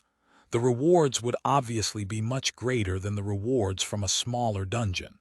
In a smaller dungeon, it was very rare to get 2 purple equipment in a single run, but in a 100-player dungeon, it would be a disappointment. What was 2 purple equipment? 3 or 4 purple equipment was considered normal. The reward for the dungeon record for this dungeon were 2 pieces of orange equipment and 3 pieces of purple equipment. Currently, no one had touched the dungeon record in a long time. Even for a 100-player dungeon, orange equipment wasn't easy to get. Even more so, 2 drops. The players thought the system had made a mistake. Getting 2 orange drops at the same time usually only happened for once-a-week wild bosses. Happy Sheep's team had also gotten 3 purple equipment. Their luck wasn't good, but it wasn't bad either. For them, the final boss drops were secondary. They had finally beaten the dungeon that had plagued them for several weeks. That thrill of success was what made them happy. Big Head, do you see it now? Ha ha ha ha. Happy Sheep raised his eyebrows and laughed. He could finally share his joy with Wolfhead. Before, he had come across some accidents which ruined his excitement. Impossible. Wolfhead saw the vibe of happiness coming from Happy Sheep's team and felt extremely envious. No one wanted this type of joy more than the team captain. Even though Happy Sheep's team really did look happy, Wolfhead refused to believe the truth. With your strength, even if you cleared the dungeon, it couldn't have been that fast, Wolfhead denied. Is it really that fast? It's only okay, isn't it? Happy Sheep grinned. At this moment, he looked at the tie. They were still quite far from the dungeon record. Happy Sheep realized that he had looked down on the final boss too much. They had been pretty close to the record run when they had arrived at the final boss, but once they began fighting the boss, the record run far outpaced them. Even so, for a first-time clearing team, this speed was already exceptional. It wasn't a surprise that Wolfhead had a hard time believing it. If Happy Sheep had been in Wolfhead's shoes, he wouldn't have believed it either. However, reality was reality. After sharing his joy, Happy Sheep didn't care if Wolfhead actually believed him or not. Only someone lacking in confidence would hastily try to convince a denier. The more he saw how angry Wolfhead was becoming, the better he felt. This was the truth. Whether or not Wolfhead believed him, these were the results. One couldn't deny reality. Look, look, look at me. Happy Sheep intentionally squabbled with Wolfhead. He didn't hastily explain the truth to him. He took the boss drops and equipped the in glory equipment didn't have class restrictions. It was just a question of whether or not the equipment suited the class. Happy Sheep acted like he was a model and ignored his status as a cleric. He put on the 3 pieces of equipment and paraded proudly towards Wolfhead. Impossible, impossible, Wolfhead mumbled to himself. He couldn't help but turn to look at Happy Sheep and stare at his 3 new equips. Ha ha ha, face reality, big head. Keep trying and maybe after 10 more weeks or so, you'll also get the chance to wear these equips. Okay, I've wasted enough of your time. You should hurry up and bring your team to regain the experience you lost. We're going to need to celebrate here. Happy Sheep said with glee. Wolfhead felt wronged. If they weren't all from tyrannical ambition, he would have challenged him to a duel right here and now. He hatefully looked at Happy Sheep's players who were about to depart, but he felt powerless to argue with them. But then his eyes suddenly lit up. Wait! Wolfhead used a knight's charge to block Happy Sheep's path. What are you doing? Happy Sheep wasn't scared at all. Who is he? Wolfhead targeted unrivaled Super Hottie's head. Who? Happy Sheep immediately felt like he knew who Wolfhead was talking about, but he still asked. Wolfhead cursed inwardly. His team could see who he was targeting, but Happy Sheep wasn't in the same team as him. How could he know who he was pointing at? As a result, Wolfhead personally walked up and stood beside unrivaled Super Hottie and asked, "Who is this person?" "Why do you care?" Happy Sheep replied. "Ha ha ha ha, no wonder you guys suddenly broke through tomb in the sky. It's because you got outside help. Knight, a tank, you really know how to look. Where did you find such an expert? What incredible equipment." Wolfhead felt like he had been enlightened and felt extremely excited, but after his words fell, everyone suddenly became quiet. It was so quiet, it was scary. Not just Happy Sheep's team, not even Wolfhead's team helped him. Wolfhead stared blankly when he received a message from his own team. After looking more carefully at unrivaled Super Hottie's equipment, he suddenly felt stupid. He himself was a knight. He didn't need to look up the equipment online. He was very clear what type of equipment unrivaled Super Hottie possessed. With that equipment, how could he have played the role of a tank in Tomb in the sky? Wolfhead once again refused to believe it. "We don't have the time to waste on you. We're going." Happy Sheep felt a bit weak. After all, the only reason they passed Tomb in the sky was because of unrivaled Super Hottie. It would truly be too embarrassing to say that they had done it all with their own strength. Today, even though they managed to clear the dungeon, next week would be different. Wolfhead's words saying they had asked for outside help had given him a reminder. Unrivaled Super Hottie definitely wouldn't be on their team for much longer, but if he could take this chance and get on his good side, maybe he could ask him for help when he needed him. That sounded like a good idea. Happy Sheep thought in his head. He didn't have the heart to compete with Wolfhead. However, Wolfhead had been struck by a heavy blow today. He refused to give up. "You wait one moment. You're not leaving until I understand how you somehow cleared Tomb in the sky." "A pass is a pass. What else needs to be said?" Happy Sheep said. "Stop bullshitting. If this situation isn't made clear, our wolf team won't be able to act arrogantly in front of your Happy Sheep team anymore. It's better if we get to the bottom of this right now," Wolfhead said. Happy Sheep didn't think Wolf Sheep would actually say the truth. For a moment, he didn't know how to respond. At this moment, unrivaled Super Hottie spoke up. "Who is this person?" "From the 5th branch." Happy Sheep helplessly introduced Wolfhead.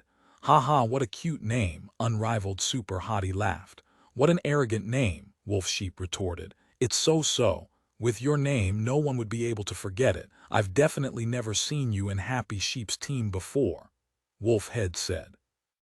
Happy Sheep's team looked up at the sky and let out a deep sigh. They couldn't help but agree with Wolfhead. Unrivaled Super Hottie's name was truly too eye-catching. "So what?" Unrivaled Super Hottie asked. We have to get to the bottom of this. If Happy Sheep really did find outside help to clear this dungeon, then that means they didn't do it with their own strength. Stop pretending in front of me, Wolfhead said.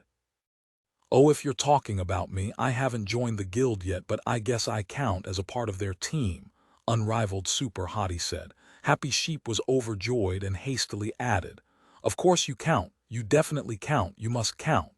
HMPH. Wolfhead began to sneer. After hearing what you said, I get it now. I wonder how many temporary members Happy Sheep's team has today. What do you mean? Happy Sheep said.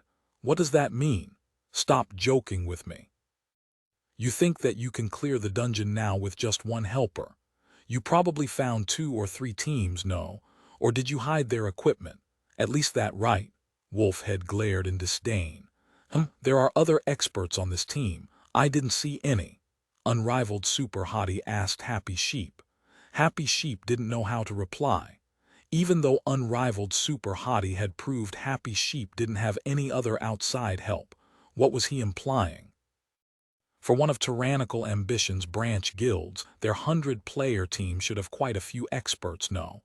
Why did it sound like Unrivaled Super Hottie denied that there were any experts at all? You'd better not tell me that this is the only new person and you beat the dungeon with him, Wolfhead said. It's the truth. Happy Sheep didn't back down. It really was the truth. Really? Then do you have the guts to let this guy spar with me? Let me see whether or not he really is an expert. Wolfhead suddenly challenged. Happy Sheep's heart suddenly thumped. So he was waiting for this moment.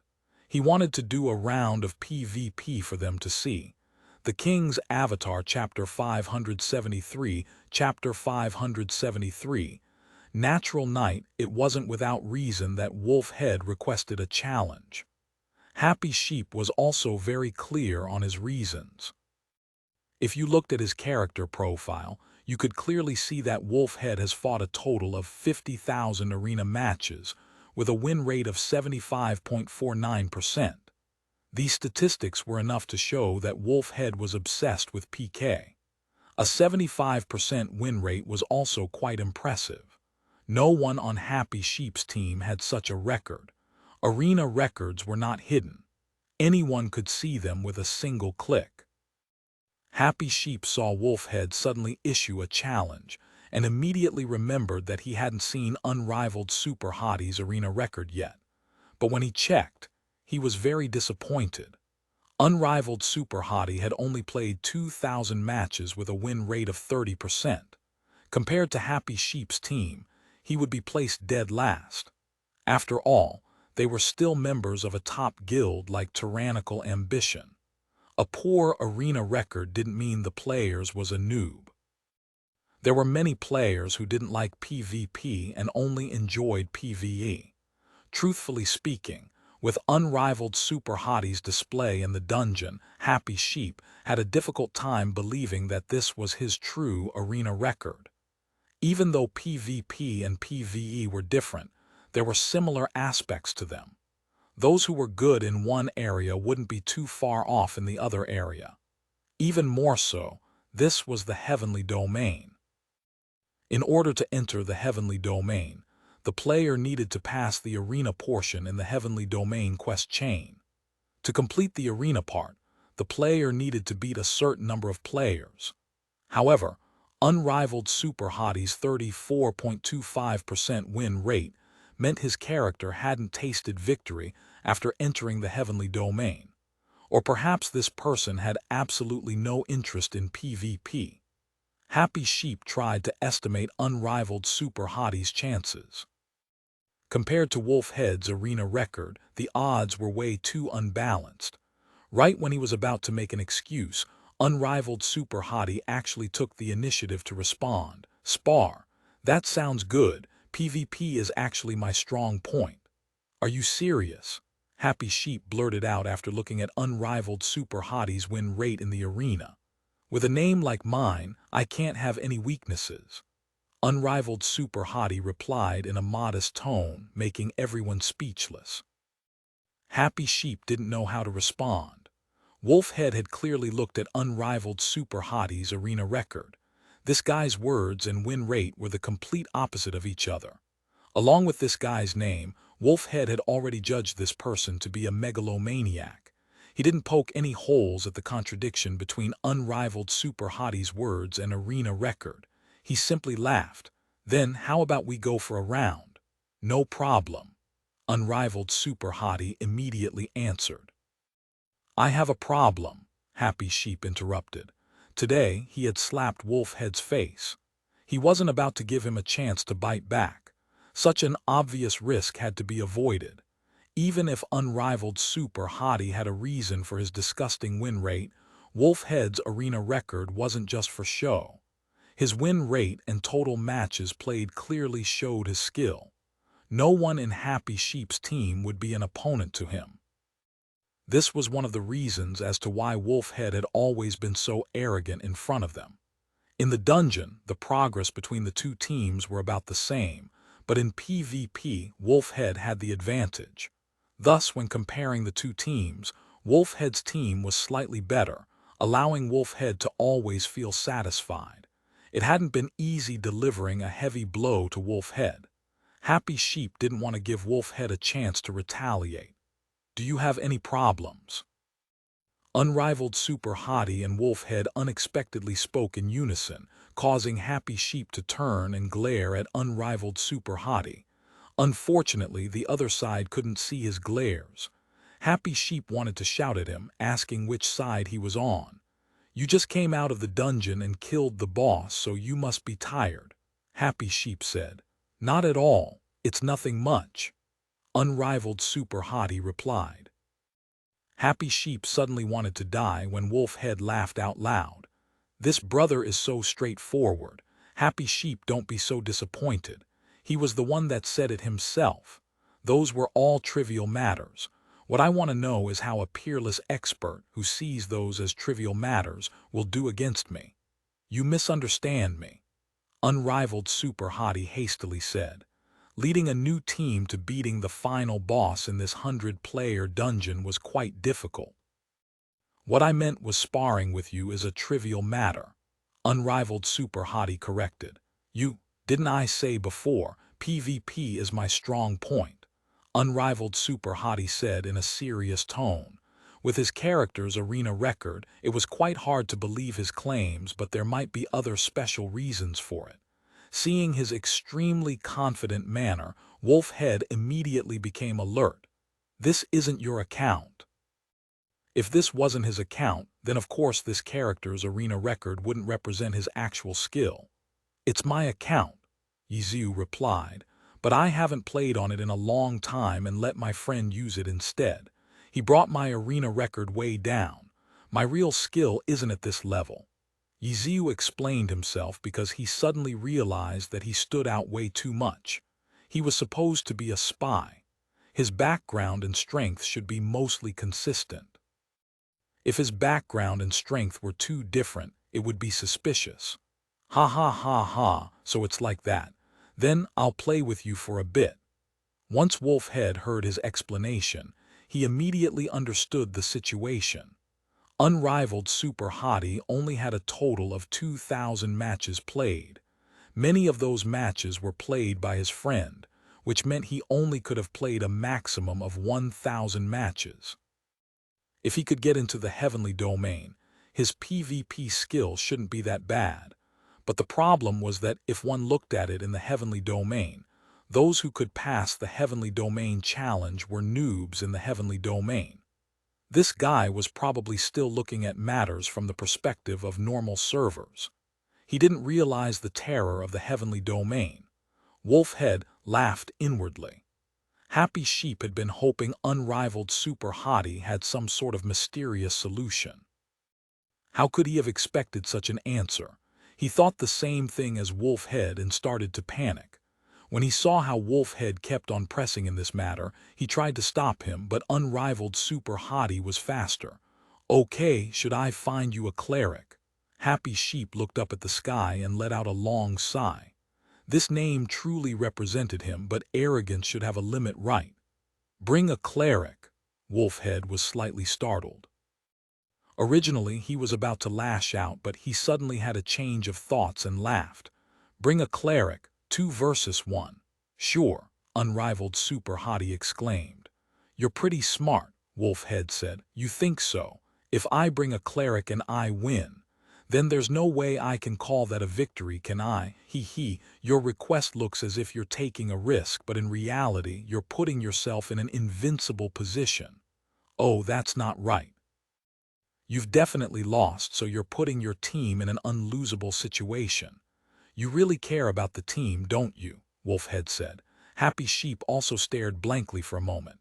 He hadn't thought of doing this, but if it was actually true, it was quite a good method. However, Wolfhead had seen through his plan. He probably wouldn't accept it now, would he? "You're always misunderstanding me. I'm saying the truth." Unrivaled super hottie was helpless. "Ha ha ha, don't count on me being fooled. I'm going up alone," Wolfhead said. "Your stats were reduced because you just died. Why don't you get your experience back first?" "You want to stall for time," Wolfhead sneered. "No need, let's go back to the city," Wolfhead said proudly. He became inspired after hearing the other side requesting a 2 versus 1. His stats were reduced. With this disadvantage, if he beat the opponent, wouldn't he appear even more powerful? Wolfhead began heading towards the city. "Where does he get all of that confidence from?" Unrivaled super hottie asked Happy Sheep. "What?" Happy Sheep stared blankly for a good while. After a pause, he regained his composure. "Are you talking to me?" "Yeah, no way." Happy Sheep couldn't believe it. "What?" "That's what other people should be saying about you. This he is referring to yourself, right?" Happy Sheep cried. Wolfhead hadn't gotten very far yet, so he heard them speak. He had misunderstood initially. He thought someone else was trash-talking unrivaled super hottie. He had been laughing inwardly, but who would have thought unrivaled super hottie had been trash-talking him? Wolfhead immediately stopped and turned around. "Please, open your eyes, look at my arena record before you continue talking." "Oh, got it," unrivaled super hottie replied, but then said to Happy Sheep, "Did you hear him? What he just said is my reason for confidence." "What are you talking about?" Happy Sheep was puzzled. Everyone was puzzled. Did Tomb in the Sky's final boss make him go stupid? 50,000 matches, 75% win rate. Your skill has probably peaked. Those you can't beat will never be beaten by you. As for those you can beat, after some time you won't be able to beat them anymore. Unrivaled super hottie said. "Arena, hurry up. I really want to see what you're made of." Wolfhead furiously roared and stomped off in the direction of the city. Happy Sheep stood dumbly in place. After a while he said, "You really are a natural knight. You've got his aggro stabilized perfectly." "I'm just saying the truth." Unrivaled super hottie was as calm as ever. The King's Avatar Chapter 574 Chapter 574 2v2 Teaser. Mist Earth City was the city closest to the teleportation formation in Tomb in the Sky. As a level 70 city, this place was bustling with noise. Even though the heavenly domain covered a vast expanse of space, it couldn't hold every player, so every city was packed like a large metropolis. If it wasn't because players in the game didn't need living space, it was hard to say if a city could even sustain such a large population. When Ye Xiu set foot in the city, he also felt deeply moved. Fortunately, he was using an alternate account. Otherwise, if Lord Grimm had entered this bustling city, who knew what the scene would be like? The club guilds had enormous influence and power. Not long after entering the city, Ye Xiu saw many characters with these guild tags walking around them. If he had walked in as Lord Grimm, would there have been another pursuit all over the city like there had been last time? The heavenly domain didn't have any safe places, which would prove to be quite troublesome. Suddenly needing to use the restroom en route to some place could make a player very scared and on edge. However, a player's wisdom was boundless. In the heavenly domain, was there really no way to be safe other than logging off? Of course not. Although it's a bit ironic, the safest place to be was the PvP arena. The inside of the arena looked similar to a stadium, but in reality, the arena wasn't considered part of the game's scenery. It was more like a platform. In the arena, players were completely safe because you couldn't just rush into a huge crowd of players to attack them. If something unexpected came up, going into the arena was a good choice. Unfortunately, this choice couldn't be made by players out in the wild. Even though the arena was a platform, a player could only enter the arena through a city. Running all the way to the city in order to use the restroom clearly wasn't worth the trouble. It would be much more efficient to just log off. Both Happy Sheep's team and Wolfhead's team gathered at the arena. They obviously weren't there for safety reasons. As teams under the banner of the same guild, they were supposed to be in good relations with each other, so killing each other for equipment wasn't likely to happen, but sparring in the arena could be done if they wanted to let off some steam. Wolfhead's hostility towards unrivaled Super Hottie had reached its peak. After leading his team into the arena, he opened a room and notified Happy Sheep. Along the way, Wolfhead gradually calmed down and began carefully preparing for the match. As a player with 50,000 matches in the arena, Wolfhead had a lot of experience in PvP battles. Unrivaled Super Hottie's words angered him, but after thinking about it carefully, he also became somewhat fearful. Because Unrivaled Super Hottie accurately pointed out a problem that he had been facing for a long time. Wolfhead had reached a 75% win rate a long time ago, but afterwards, the only thing that increased was the number of matches that he played. His win rate was stagnant and stayed around 75% and never increased. Opponents that he couldn't beat before still couldn't be beat by him, and some of the opponents he used to be able to beat could now beat him. As their win rates went up, they became extremely difficult opponents for him. Others might think that Unrivaled Super Hottie was taunting him, but this taunt hit too close to home. He had never met this guy before. The more he felt like this person wasn't simple, the less confident he became. A short moment later, Happy Sheep brought his sheep into the arena. Happy Sheep originally thought Wolfhead would jump on stage and loudly announce the match to everyone, but when he looked, Wolfhead wasn't even on stage yet. What is this guy scheming? Happy Sheep felt uneasy. With his understanding of Wolfhead, when he looked at this scene, he immediately felt that something unexpected had happened. So you finally arrived. Just as he was thinking about it, Wolfhead spoke. Then let's start, Wolfhead continued. Following afterwards, he appeared on stage, but it wasn't just him. There was another person too. Wolfhead, Wolfclaw, you. Shameless, Happy Sheep immediately shouted. Happy Sheep recognized Wolfclaw. Wolfclaw was the lead cleric on Wolfhead's team and wasn't any less skilled than him. Unrivaled Super Hottie had asked if the other side wanted to bring a cleric, and Wolfhead responded with ridicule. However, now that it was actually time to start the match, he had actually brought a cleric. Relax, I'm not going to fight 2 versus 1. That wouldn't count as a victory, so there's no point. I'm saying that you guys can also send another person up for a 2v2. Wolfhead said. 2v2, Happy Sheep was startled. No need, just me alone is enough. Unrivaled Super Hottie went on stage. Let's start. You. Happy Sheep couldn't stop him in time. Happy Sheep didn't even have confidence in a 1v1, let alone a 1v2. In fear that they would actually start the match like this, Happy Sheep didn't have time to think and immediately went on stage as well. What are you doing? Unrivaled Super Hottie actually complained. Happy Sheep was speechless. He had never met someone who didn't know the difference between good and bad. Okay, if it's a 2v2 fight, then it's fair. No matter who wins or loses, there shouldn't be any objections, Wolfhead said. Sigh, whatever. Unrivaled Super Hottie sounded regretful. Happy Sheep was nervous, though. He felt like Wolfhead probably had some trick up his sleeve, but he couldn't figure it out at this moment. This Unrivaled Super Hottie probably had one too. He had actually gone up by himself without hesitation. Even though winning a 2v1 wasn't anything worth noting, the problem was that Wolfhead had analyzed this issue before. If he still planned on sticking with it, he must have some sort of other plan in mind too, right? Happy Sheep felt like if he didn't follow along with the other side's plan, then it meant that he was ruining the other side's plan, so he quickly joined. "Good, then shall we begin?" Wolfhead said, and then clicked the start button. The map chosen was the commonly used boxing arena.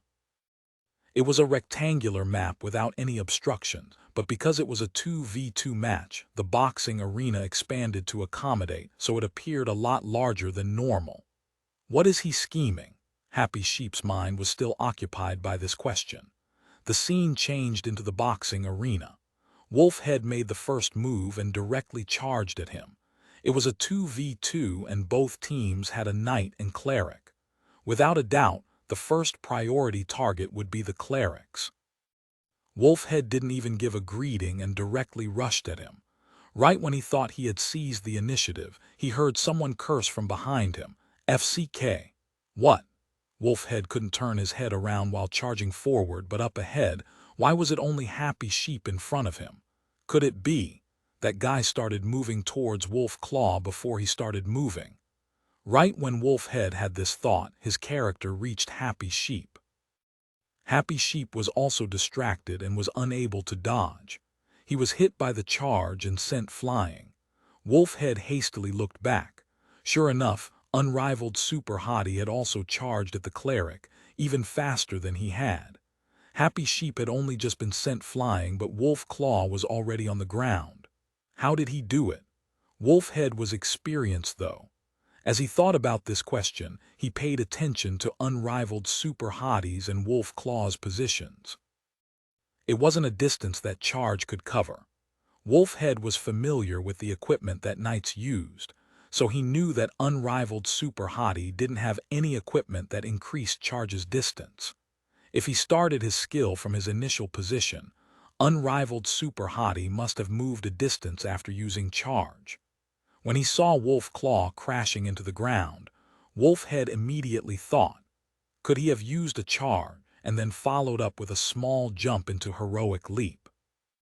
Heroic Leap. To leap such a small distance, his hands must be extremely nimble. Wolfhead knew what was what. It was the class he played, after all. This detail immediately made him understand who was better, confirming his thoughts. As expected, he wasn't simple. From this one move alone, Wolfhead lost all disdain for unrivaled Super Hottie.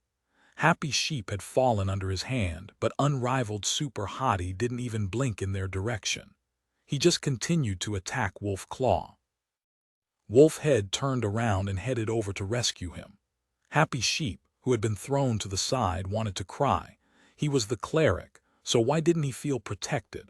Unrivaled Super Hottie had left him to die as soon as the match started and didn't even look in his direction when he was being attacked. Did unrivaled Super Hottie really think that his existence was unnecessary?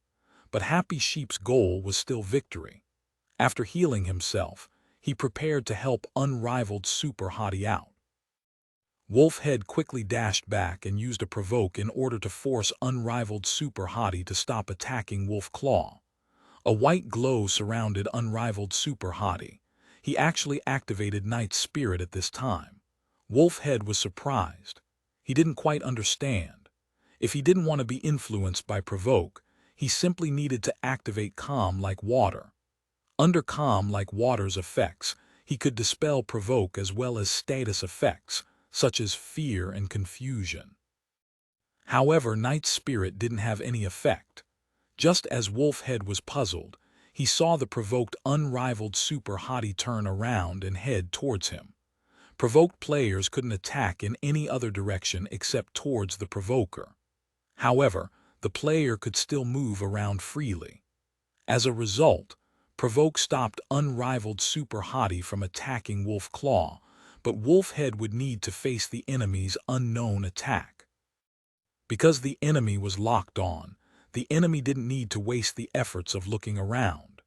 Sometimes, provoked players wouldn't try and dispel the effects and simply go along with the flow. It wasn't a bad choice. The King's Avatar, Chapter 575, Chapter 575. Rough coordination with Wolfhead's experience. He knew that unrivaled super hottie only had two options. He would either activate calm like water to get rid of Provoke's CC effect, or he would take the opportunity to attack him. Unrivaled super hottie's choice in using Knight's Spirit had puzzled him, but he could see unrivaled super hottie turning his head and charging at him, so Wolfhead immediately prepared to meet his attack. Wolfhead's goal had been to stop unrivaled super hottie from attacking Wolf Claw. From the looks of it, he had reached his goal, so now he needed to proceed to the next step. What he hadn't thought of was that when unrivaled super hottie turned around and took a step forward, Wolf Claw was suddenly swept along as unrivaled super hotties rushed forward. Without giving Wolfhead any time to think, unrivaled super hottie sped up. Charge! When Wolfhead saw this skill, he immediately realized why unrivaled super hottie had activated Knight's Spirit. Apart from buffing many of the Knight's skills, Knight's Spirit had another usage. When Knight's Spirit was activated, it would refresh the cooldown of all Knight skills. In other words, his charge and heroic leap skill had originally been on cooldown, but the instant he had activated Knight's Spirit, those skills would be up for use again. And at this moment, unrivaled super hottie was using a heroic charge to rush over. Under Provoke's effects, his skill was locked onto Wolfhead. However, when he charged over, Wolf Claw was swept along. This wasn't something that Provoke could stop. When Provoke came out, unrivaled super hottie had already begun moving towards him. He instantly activated Knight's Spirit, grasped the angle between him and Wolf Claw, charged, and then brought Wolf Claw along with him. Wolfhead felt dizzy just thinking about it, and unrivaled super hottie had actually done it all. Heroic charge was too fast. Hitting Wolf Claw hadn't slowed him down at all. Wolfhead suddenly woke up with a start. It was too late to dodge, so he hastily lifted up his shield in an attempt to defend and prepare to counterattack. When unrivaled super hottie arrived in front of Wolfhead, he didn't slam into Wolfhead's shield. Unrivaled super hottie, as well as his sword, came crashing down from above. Heroic leap. It had also originally been on cooldown, but because of Knight's Spirit's activation, it could be used again. He had cancelled his charge and switched to heroic leap to bypass the shield's defenses. His timing and jump height had been executed perfectly. Wolfhead could see the attack coming, but he couldn't react in time. The Knight's sword swung down. Heroic Justice Leap wouldn't only dealt damage to Wolfhead, but also Wolf Claw. During the few seconds that Provoke had been active, not only did unrivaled super hottie give him a good beating, even Wolf Claw couldn't escape. Knight's Spirit had buffed the attack, so the blow did even more damage than usual. However, Wolfhead was someone with thousands of matches under his belt. He wouldn't panic so easily. He had failed to dodge Heroic Leap's attack, but he immediately quick recovered, rolling away at a strange angle. He wanted to leave his opponent's attack range, but before he could stand up, unrivaled super hottie's shield slammed into his head with a shield attack. His roll didn't have any effect. Unrivaled super hottie had caught him once again. This was because unrivaled super hottie was still provoked. With the system helping him guide his attacks, it didn't matter where Wolfhead rolled towards because he wouldn't be able to escape. Thinking of this reason, Wolfhead wanted to cry. His own provoke caused him to become depressed, but right now, he could only stand there in a daze because of the dizzy effect from the shield attack. Provoke's effects wore off at this moment. Unrivaled super hottie ignored the stunned Wolfhead and immediately charged back towards Wolf Claw to attack him. Another skill was used. Unrivaled super hottie didn't waste his Knight's Spirit. He was always attacking. Any skill with a buff was used on Wolf Claw. Wolf Claw wanted to clear Wolfhead's dizzy effect, but at this moment he didn't even know how to survive. The spectators were dumbstruck. It was supposed to be a 2v2 match, but apart from the beginning of the match, it was a complete 1v2. Happy Sheep had already been forgotten. He had rushed forward to help, but he didn't know where to start. Unrivaled super hottie's attacking methods made him unable to coordinate with him at all. Whenever he thought of what he could do to help, the opportunity to do so had already passed. Not only were unrivaled super hotties' attacks difficult for the opponent to deal with, but it was difficult for his own ally to keep up with. This was what Wolf Head had initially been hoping for. Why did he suddenly ask for a 2v2? Because of this exact reason. He was worried about unrivaled super hottie's skill and didn't have much confidence in a 1v1. Thus, he proposed a 2v2. It seemed fair, but since unrivaled super hottie had only just joined Happy Sheep's team, it didn't matter who he partnered up with. There was no way they would be able to coordinate with each other well, but for his side, he and Wolf Claw were known for their synergy with each other. One side had a 1+1 is greater than 2 duo, while the other side had a 1+1 is less than 2 duo. Since that happened to be the case, wouldn't his chances of victory be much higher? Wolfhead's calculations had been correct.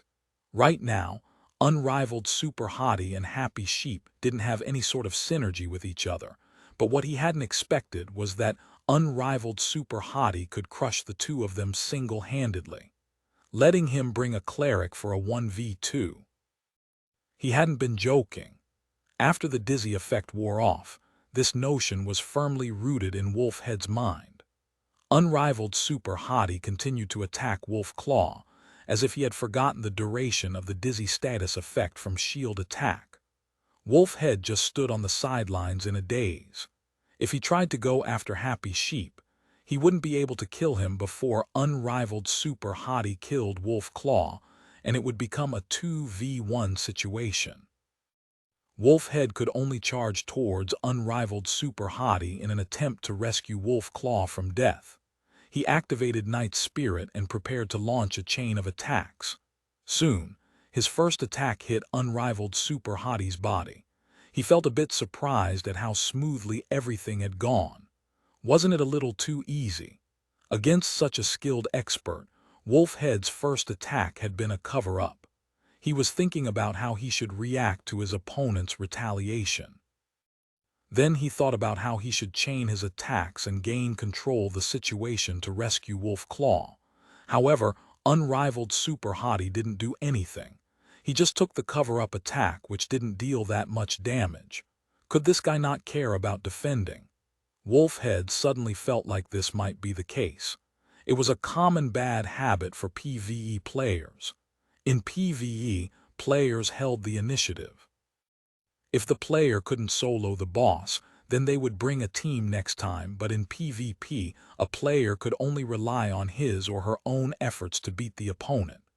With newfound confidence, Wolfhead immediately attacked again.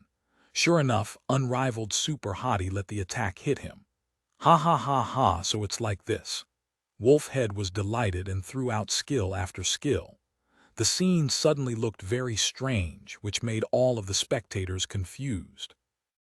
At this moment, unrivaled Super Hottie suddenly yelled, "The one over there, what are you doing standing there doing nothing? Do you even know how to heal?" Huh. Oh, Happy Sheep had just been standing there, watching dumbly. He had already considered himself as one of the spectators and had forgotten that he was one of the participants. A holy white light surrounded unrivaled Super Hottie's body, and the health he had lost from Wolfhead's attacks quickly came back. Wolfhead was startled. This was a PvE strategy. It was a very rough and simple strategy. The knight would tank the monster, while the cleric healed the knight's health back up. Who could have thought that such a strategy would appear in a PvP match? Happy Sheep's healing completely negated Wolfhead's damage. What's going on? The experienced Wolfhead felt a bit stupid. He quickly reassessed the situation. Wolf Claw kept on being pounded by unrivaled Super Hottie. His first priority was to rescue Wolf Claw, but unrivaled Super Hottie was completely ignoring his attacks. Whenever he dealt some damage, Happy Sheep would immediately heal him back to full. If this continued, Wolf Claw would fall and the two would do the same to him. No. FCK. How could such a stupid and simple strategy work? But the problem was how he would resolve the situation. He had to interrupt unrivaled Super Hottie's attacks. Damage was secondary. The important part was interrupting his attacks so he could let Wolf Claw escape. Wolf Head came up with a plan and immediately slammed his shield forward. He wanted to CC unrivaled Super Hottie with a dizzy. But this time, unrivaled Super Hottie suddenly turned a little bit and lifted his shield. Bang! The two shields hit each other. The attack still did some damage, but the shield blocked the dizzy effect. Pooh, unrivaled Super Hottie had blocked Wolf Head's attack, but he didn't stop attacking Wolf Claw either. FCK, Wolf Head cursed, and used another attack that could interrupt unrivaled Super Hottie's attacks. The King's Avatar Chapter 576 Chapter 576 Tree Trunk PvP Clang. Clang, clang, clang, clang, clang.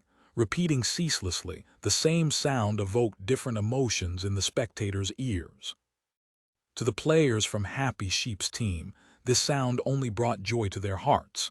For the players from Wolfhead's team, they could feel their hearts breaking with every strike. Wolfhead attacked over and over again.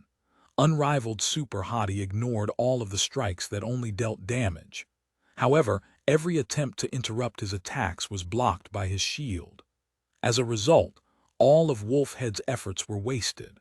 With Happy Sheep healing from the side, Wolfhead's attacks were nothing to unrivaled Super Hottie. On the other side, Wolfhead's partner, Wolf Claw, was barely hanging on. His health was slipping deeper and deeper into the danger zone. Is this the true power of a top-tier tank? All of the spectators had this sort of thought. This was indeed a PvP match, but unrivaled Super Hottie's dominating strategy screamed PvE. A top-tier tank's control over their shield had to be perfectly skillful like this. The scene in front of them clearly conveyed that all of Wolfhead's problematic attacks were deflected by unrivaled Super Hottie's shield. Everyone agreed that this type of skill must have been forged through countless fights with monsters. A usually unpredictable PvP match had been molded into a PvE-style battle. On top of that, Wolfhead and Wolf Claw could do nothing about it. Among the two, one of them was doing everything he could think of, but nothing worked. The other one had thought of countless ideas. However, since the beginning of the match, what could he do? Nothing, absolutely nothing. Since the moment the match began, the only thing Wolf Claw could do was get beaten down. Was it going to end just like this? Wolfhead found it harder and harder to believe as he watched Wolf Claw's HP continue to fall lower and lower. He never imagined that a match could end in such a way. Could this unrivaled Super Hottie's skill be forged solely through his battles with monsters? Not necessarily. PvE could develop mechanical skill, but it could not nurture such awareness. To defend with a shield, one must be able to predict the opponent's attacks. Unrivaled Super Hottie hadn't made a single mistake regarding such prediction so far.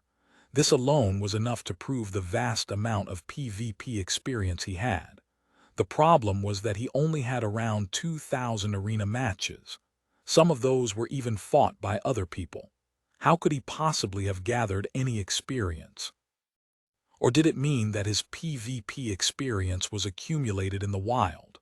The battles in the wild were undoubtedly more chaotic than the ones carried out in the arena. Because if the player didn't bet in the arena, then the match would simply be a matter of victory or defeat. However, every fight in the wild was a gamble. The loser could lose experience and equipment. Therefore, battles in the wild required more mental strength than fights in the arena. In the arena, after many matches, the player would eventually grow numb towards the result. On the other hand, in the wild, under such pressure, the player would never grow numb towards the result. As a result, there were quite a number of players who had lost all interest in the orderly battles in the arena. Instead, they would go around the wild to hunt. Was this person one of those experts? Wolfhead was scared now. In contrast with the arena matches, fights in the wild usually involved more complicated situations. In addition, these fights rarely started fairly. You could start at an advantage or at a disadvantage. In general, players who preferred fights in the wild were much better at dealing with complex and disadvantageous situations than regular players who liked the arena better. Compared to the wild, the arena seemed more like delicate flowers. After figuring out that unrivaled super hottie was an expert of the wild, Wolf Head, who knew his own skills were inferior to his opponents, became even more afraid. His attacks weren't as fierce as before. Watching from the sidelines, Happy Sheep was a bit confused. He found it strange that a PvP battle could develop into such a situation. Even though he wasn't as experienced as Wolfhead, as a long-time player, Happy Sheep still knew that this situation was created entirely by unrivaled Super Hottie. But did this scene prove unrivaled Super Hottie's expertise in PvE or PvP battles? Happy Sheep could hardly tell the difference. Nonetheless, the situation in front of him was undoubtedly the most classic scene of a PvE monster fight. The scared Wolfhead didn't even have thoughts of going all out. He continued to whack unrivaled Super Hottie sluggishly. His attacks were becoming automated and he practically transformed into a stationary attacking tower. As the repetitive metallic sounds of shield and armor continued to clank, the match reached its peak. This kind of stationary battle was the simplest, but also the most boring. Clearly, it was very unlikely for the current situation to change much now. Everyone was waiting for the moment Wolf Claw fell. Once that happened, then this match would be set in stone. The audience didn't have to wait for long. Wolf Claw, who did nothing but get chopped since the beginning of the match, finally fell. In that same moment, Wolfhead gave up all hope and stopped attacking. He directly surrendered and left the match. The atmosphere was somewhat cold. Despite the quick pacing at the beginning that ignited the audience's excitement, this match ended rather unexpectedly. There were no up and downs, no excitement, nothing. It couldn't have ended more dully. The start had everyone's hearts in their throats, but the ending didn't even allow their hearts to fall back down. The match steadily trapped their hearts there uncomfortably. Everyone felt that the match hadn't been good. Regardless of which side won, neither side felt satisfied. "Leader, let me try." This person was from Wolfhead's party. Some had found their defeat unreasonable and humiliating. For the sake of their pride, many were demanding a rematch. As for Wolfhead, only he who had experienced the battle for himself could understand the helplessness that he felt. Even though he had analyzed the situation, even though he knew how to change the situation and attempted to do so, the result was the same. Not the slightest thing changed. If he would have known, then he would rather have attacked Happy Sheep. Even though that would have gotten the same result, at least he wouldn't feel like choking on bitterness now. Wolfhead didn't know what he could say to the eager players who wanted a match. He understood how they felt. If he had watched such a match from the sidelines, he would definitely want a match to turn the mood around. That was because, from the views of the spectators, they thought of many ways of disrupting unrivaled Super Hottie's attacks. However, only by being there in person would they discover that all of these ideas would have been useless. Didn't Wolfhead try? But the crucial strikes would always be blocked by the opponent's shield. "No need," Wolfhead sighed. "It's useless. Leader, you and him are of the same class." He knew knights too well. If it were any other class, then it definitely wouldn't have been the same. Someone cried out. Upon hearing this, Wolfhead's heart shook with realization. Right. He himself had been wondering how unrivaled Super Hottie saw through every trick of his, but now he knew. He had overlooked such a fundamental factor. They were of the same class. Due to the extreme familiarity both parties possessed regarding the other, matches between the same class tended to be boring and have little entertainment value. The result of this particular match was an extreme example, but Wolfhead suddenly found the excuse, "Because we are of the same class," quite plausible. "Let me try." The players of Wolf's party were fairly upright. Without the words of their leader, None of them would go up and challenge unrivaled super hottie on their own.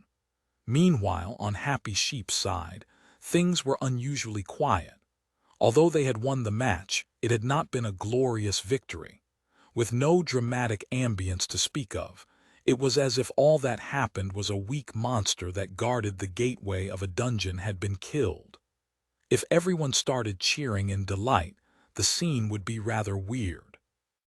After all, Wolfhead's team and Happy Sheep's team both belonged to tyrannical ambition, so the competition between them had always been constructive. They weren't actually enemies, so they didn't only seek the end results, but rather mutual benefit. What they needed was the process. As of now, the overly mundane process left them unsatisfied. Even the act of bragging about their victory felt hollow. Therefore, despite being the victors, no one from Happy Sheep's party went over to Wolf's Head party to laugh at their failure. Unrivaled super hottie, do you dare to have a match with me? At this moment, someone from Wolfhead's party issued a challenge. The victory didn't bring much joy to Happy Sheep's party, but it brought much bitterness and discomfort to the Wolfhead's team, so they were eager to prove themselves. What? After seeing the last fight, you still want to fight me? Unrivaled super hottie replied. Useless words. Is there a need? Unrivaled super hottie gave an unexpected answer. Happy Sheep and the others thought he would jump in again without asking for the team's opinion. Are you trying to run after taking a victory? The opponent started to mock him. Is it because you thought the match was too boring and the victory wasn't beautiful? Unrivaled super hottie replied. Exactly, if it were me. If it were you, it would have been the same. Unrivaled super hottie interrupted. Come on, show me. The player had already entered. He was a launcher. Similarly, he brought a cleric with him. Last one, Unrivaled super hottie said and entered. Then he asked Happy Sheep's team, I need a cleric. I can do it. Happy Sheep entered by himself. Ready? The opponent asked coldly. Start. As soon as the match started, the launcher began attacking, but with a slight sidestep, Unrivaled super hottie easily dodged the attack. Immediately, the latter followed up with a Night Spirit. This was a rule within the arena. All cooldowns would be reset at the start of a new match. Right after Night Spirit was activated, Unrivaled super hottie charged forward. The launcher was expecting it. He jumped and tried to avoid it with an aerial cannon, but who would have thought that Unrivaled super hottie's charge would curve instead of go in a straight line? The heroic charge came in from a strange angle and slammed the launcher back into the ground. The skill hadn't finished yet. Pushing the launcher along with him, the curved continued to stretch around the arena. The cleric had never imagined that the charge would even come close to him. Unable to dodge in time, the cleric was hit. The heroic leap that followed smashed into both of them. Unrivaled super hottie then stunned the launcher with a shield attack and focused on the cleric. He's finished rounding up the monsters already. Those familiar with the scene couldn't help but make a comment. The King's Avatar, Chapter 577, Chapter 577. Replicating victory, the launcher had planned on taking the initiative from the beginning. But after just a single skill, the last match repeated itself again. As a matter of fact, it was worse since he had fallen into hot water right away. Wolfhead had at least thrown out a provoke against Unrivaled super hottie and attacked Happy Sheep at the beginning of the match. However, players weren't NPCs.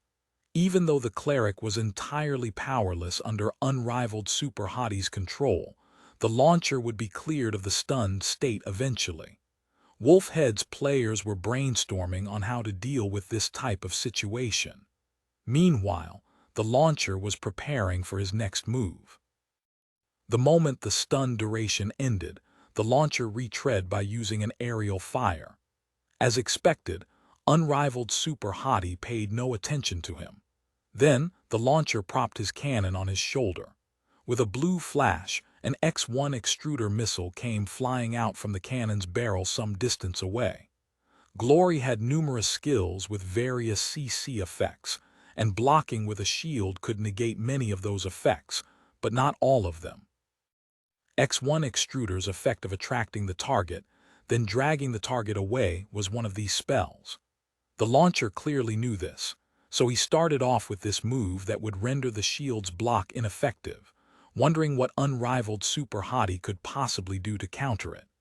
Nonetheless, unrivaled Super Hottie seemed too oblivious towards the impending missile, as he did completely ignored it. Only when he was about to enter the suction effect's range did he swing out his sword horizontally. A repel. He obviously manipulated this skill a bit since the cleric wasn't pushed the maximum distance away. While the cleric slid away, unrivaled Super Hottie also shifted forward, along with the cleric. The scene looked like two ghosts drifting.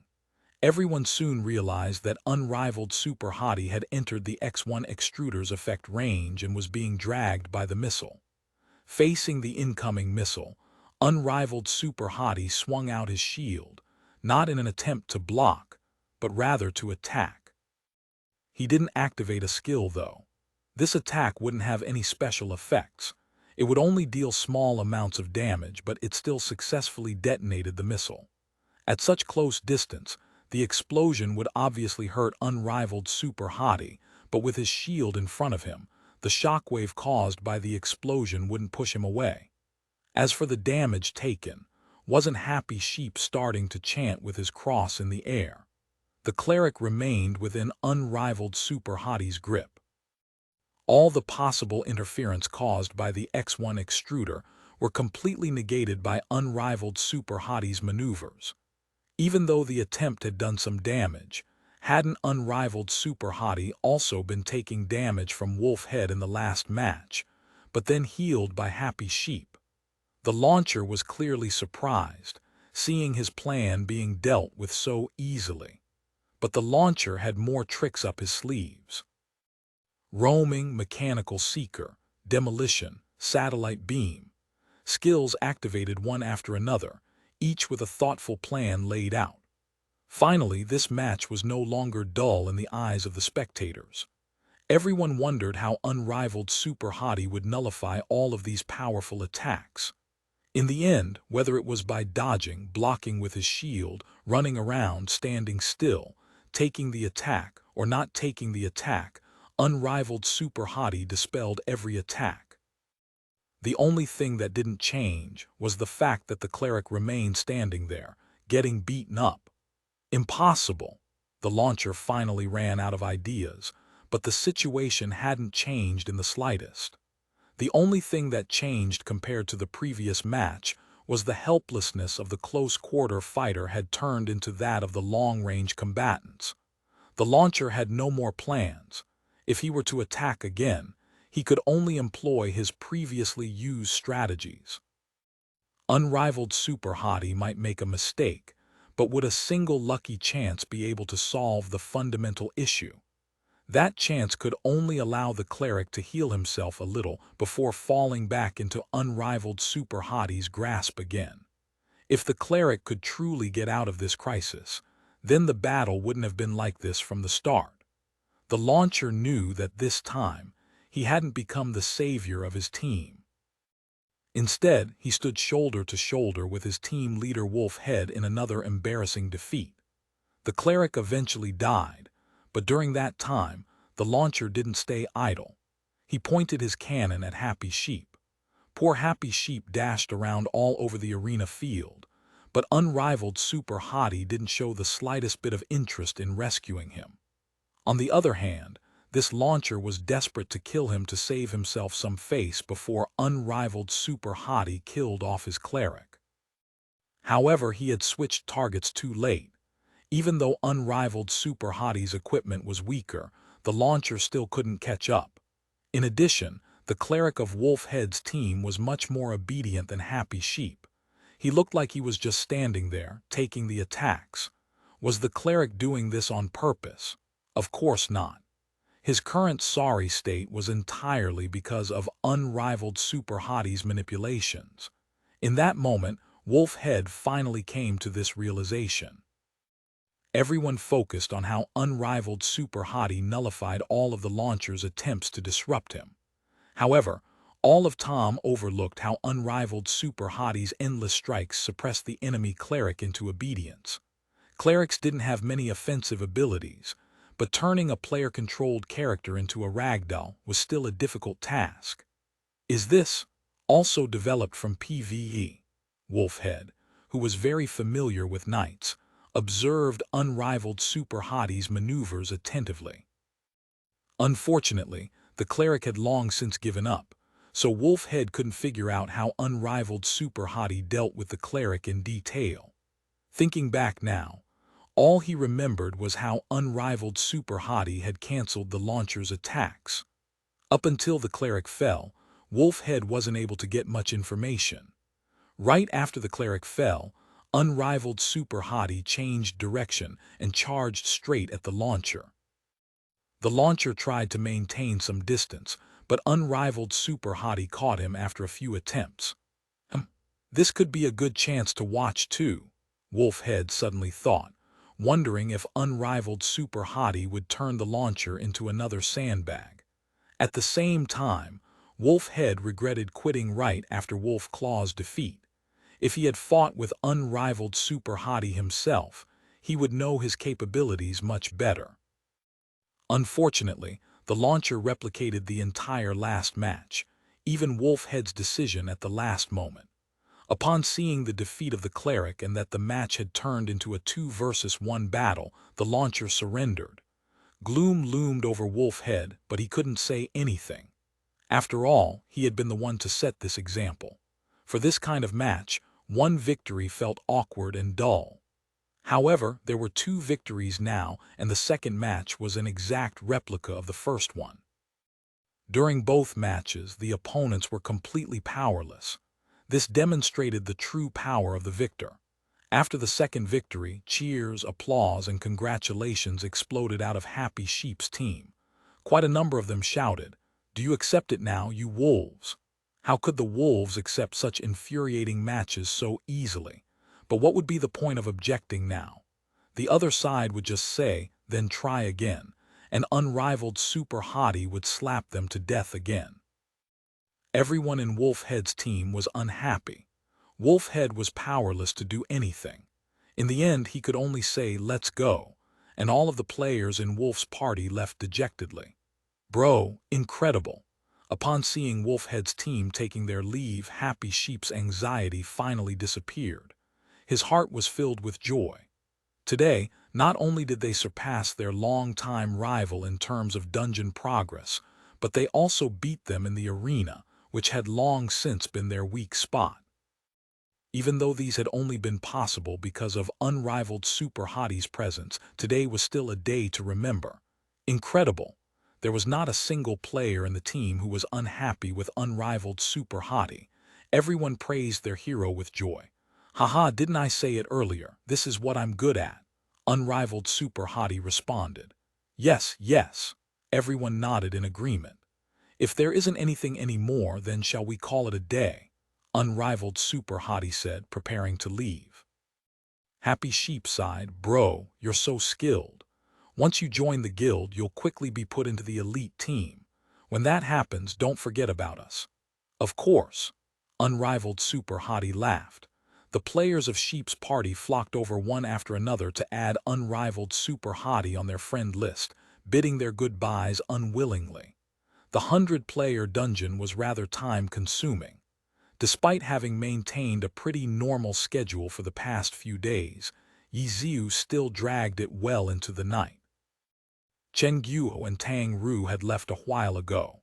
Even though Chen Guo was still curious about Ye Xiu's intention for joining Tyrannical Ambition, she still couldn't find any interest in watching, seeing that they were still running dungeons.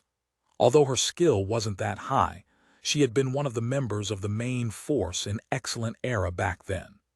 The team that she was in had a much better progress in the dungeon. In Chen Guo's eyes, these people's skill levels were on the low side. After saying goodbye to the players of Sheep's party, Ye Xiu called it a day. However, the players of Sheep's party had no such plans. They were obviously planning on pulling an all-nighter. As of now, they were still together chatting. The focus was none other than the expert knight that they had met today. The majority of the conversations were about how incredible this person was.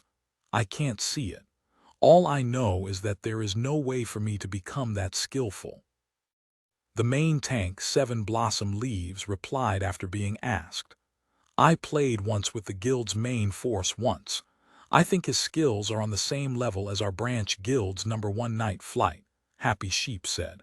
That's the main tank of the elite party. He's that good, someone exclaimed. Flight, the #1 knight of the 4th branch guild, was already an unbelievable existence to the players in that guild. He might even be better, Happy Sheep spoke. Oh, why would you say that? Seven Blossom Leaves asked. Clerics are the ones who can understand the main tank's strength the best. Even though we were really worried when we had to heal unrivaled Super Hottie, that worry mainly came from our distrust in him. Now that I look back at the big picture, he didn't make any mistakes that we needed to compensate for. All we had to do was our most basic job. Happy Sheep pointed out the King's Avatar, Chapter 578, Chapter 578. The people from Tyrannical Ambition, Happy Sheep's analysis, received the approval of the other clerics on the team. They all expressed that, if their team had such a tank, then running dungeons would be very easy. Praising another tank in front of the team was usually considered offensive to the other tanks, but Seven Blossom Leaves himself was also completely convinced by unrivaled Super Hottie's skill. Therefore, no one in Happy Sheep's team had any misgivings.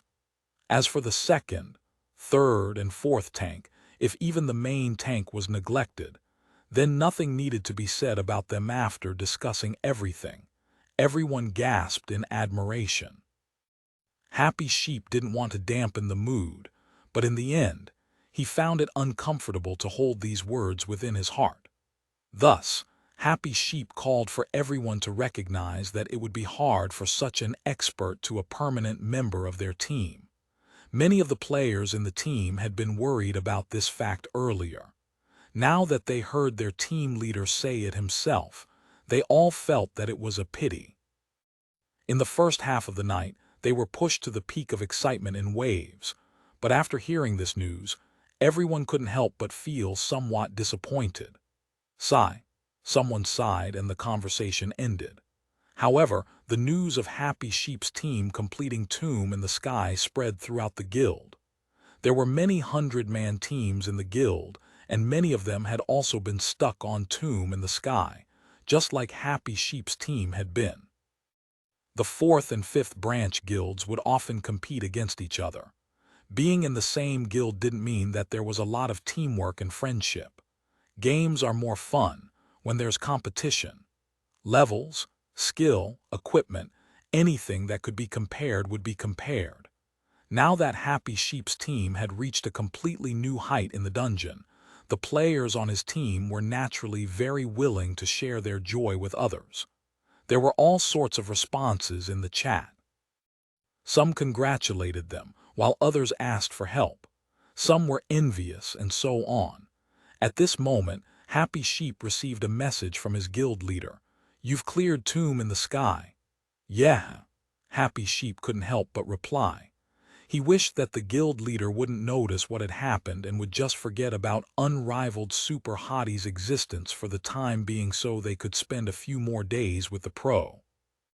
It was a pity that passing the dungeon was considered a big deal, so the guild leader came to ask him the moment he received the notice. How did unrivaled Super Hottie perform? The guild leader asked. Happy Sheep took a deep breath and spoke honestly. It was only thanks to him that we cleared the dungeon. It would have been impossible otherwise. Oh, upon that, Happy Sheep informed the guild leader of all of unrivaled Super Hottie's spectacular performances, including his PvP performance after the conflict with the 5th branch's Wolfhead. How good do you think his skills are? The guild leader then asked. No lower than Flight, Happy Sheep replied. The value of this appraisal was not light at all. Flight was the head knight of the 4th branch, and tyrannical ambition's fourth branch was considered a top-tier guild in the view of heavenly domain players. It couldn't be compared with guilds created by normal players. The only guilds that were stronger would be the main guilds of the different clubs. A top knight of such a guild in the heavenly domain was very impressive. Oh, the guild leader was unsure as to how to react towards Happy Sheep's high appraisal. Is he still on? He's offline, Happy Sheep replied. Then let's talk about it tomorrow, the guild leader spoke. Ye Xiu slept very late that night, but he didn't get up too late in the morning. He met Chen Guo when he woke up, who instantly asked about yesterday's final result. Cleared, Ye Xiu said. How did those guys act afterwards? Chen Guo asked. Probably kneeling on all fours out of admiration, Ye Xiu guessed. After breakfast, they headed to the private room to game. When unrivaled super hottie logged on, no one on his friends list was online. Happy Sheep's team hadn't slept all night yesterday, so they were still offline and had stopped work for the day. Ye Xiu logged onto his unrivaled super hottie's account, but he didn't play on it. He found a computer besides Tang Ru and logged onto Lord Grimm. Are you just going to stand there and wait for your death? Chen Guo was able to roughly guess Ye Xiu's intention. If the two accounts were logged in at the same time, it would prevent people from associating unrivaled super hottie with Ye Xiu. If this were in the past, no matter how good a player was in the game, no one would ever imagine this player would be a god. But now, a god mingling among them was not a secret anymore between the big guilds. Now that the major guilds had been tossed around multiple times, they had to be more cautious.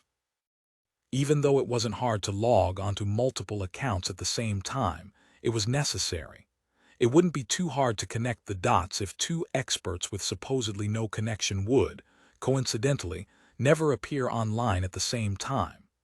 After Chen Guo finished dumping unrivaled super hottie in the arena, she paid no more attention to him. She went over to ask what Ye Xiu was planning to do with Lord Grimm. Leveling up through dungeons. As he spoke, Lord Grimm had already logged online. He scanned his friends' list, and to his surprise, he found 1-inch Ash online. Ye Xiu was about to message him, but 1-inch Ash was already one step ahead. Good morning, senior. Good morning, are you free? Ye Xiu asked. Pro gamers also had work to attend to. Even though he would also be playing, it was a different type of playing. Killing time in the game counted as being quite free. Yes. Want to enter a dungeon? Ye Xiu asked. Sure. Caio Yifen wished to follow God and get some advice. Playing together was exactly what he wanted. Do you want me to come along? Chen Guo also responded to Ye Xiu's leveling up through dungeons. Sure, Ye Xiu agreed. Upon hearing this, Chen Guo didn't log into her 10th server account, but logged onto Chasing Haze instead. Ye Xiu invited her into the team and called for Caio Yifen. He gave him a location, and the three people went there to meet up. Level 55 was Heavenly Domain's lowest level dungeon, but it was definitely not beginner-friendly like the beginner village in the normal servers. However, Chen Guo was on her level 70 main account, and there were 2 pro-level players. It went without saying that the three could easily complete a small 5-man dungeon. Chasing Haze had strong equipment, so she naturally became the main DPS unit. Caio Yifen's 1-inch Ash assisted Chasing Haze, while he paid attention to controlling the battlefield. Ye Xiu's Lord Grimm, on the other hand, ran back and forth like a fireman, doing everything. As the three people worked together, they advanced through the dungeon fairly quickly. Chasing Haze was more than capable of soloing this level 55 5-man dungeon. It goes without saying what would happen with the addition of 2 experts helping her. How is it? What knowledge have you recently gained as a phantom demon? The dungeon wasn't difficult, so Ye Xiu started a conversation with Caio Yifen. Wasn't this why he was following Ye Xiu? He instantly reported to Ye Xiu about what he had experienced for Ye Xiu to advise him on. Ye Xiu gave him some tips, while letting Kaio Yifan experiment on the dungeon's mobs. Even though Lord Grim could only use sword formation, he could still demonstrate it. Good, good, not bad, not bad. Ye Xiu watched Kaio Yifan's performance and complimented him. That's the general idea. However, these dungeon mobs are brain dead. In a real competition setting, it will definitely not be as easy as it is now. The NPC doesn't know your intentions, so they can easily be manipulated by you. However, it's different with players. They can predict your intentions and will naturally try to interfere. They might even beat you at your own game. Therefore, your thoughts must not be set by this training. The changes that occur in competitive matches are always more than you can ever imagine. I understand, Kaio Yifan responded. As a result, the trio continued to clear the dungeon until they couldn't anymore. All the questions Kaio Yifan had piled up were all answered. Also, it was obvious that he didn't just leave the questions there to wait for Ye Xiu to answer.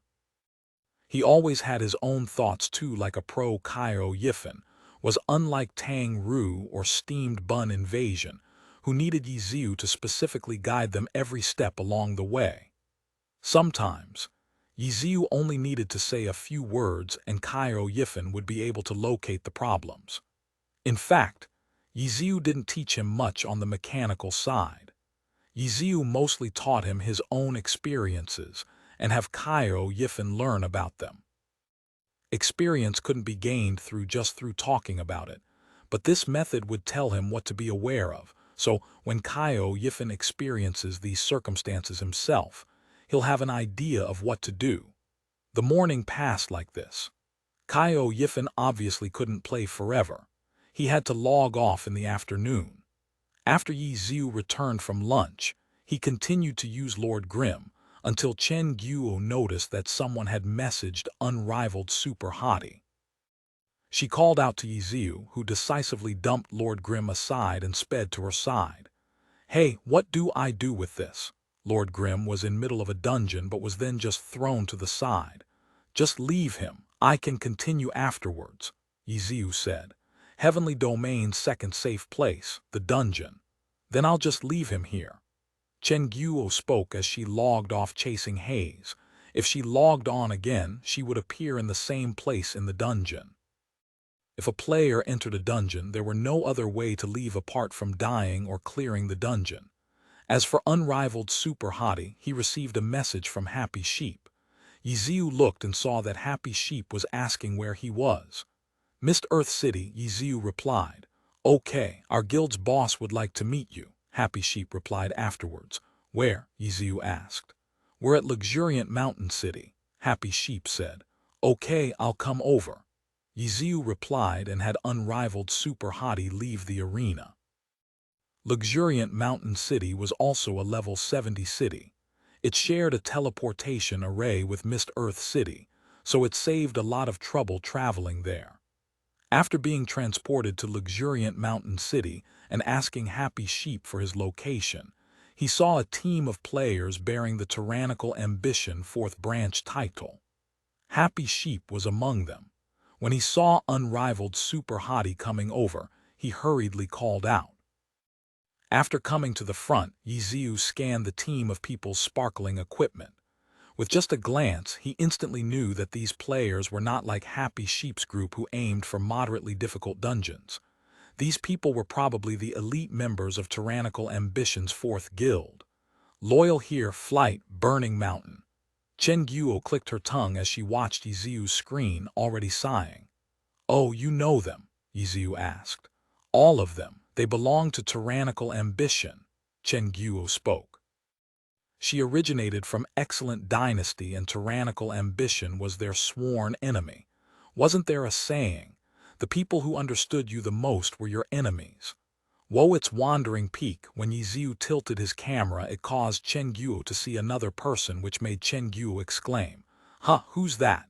Ye Xiu looked at an elementalist. You don't even know him, he's the guild leader of Tyrannical Ambition, Chen Guo spoke. Oh, Ye Xiu paused. How incredible. I'm only familiar with the 10th server guild leader.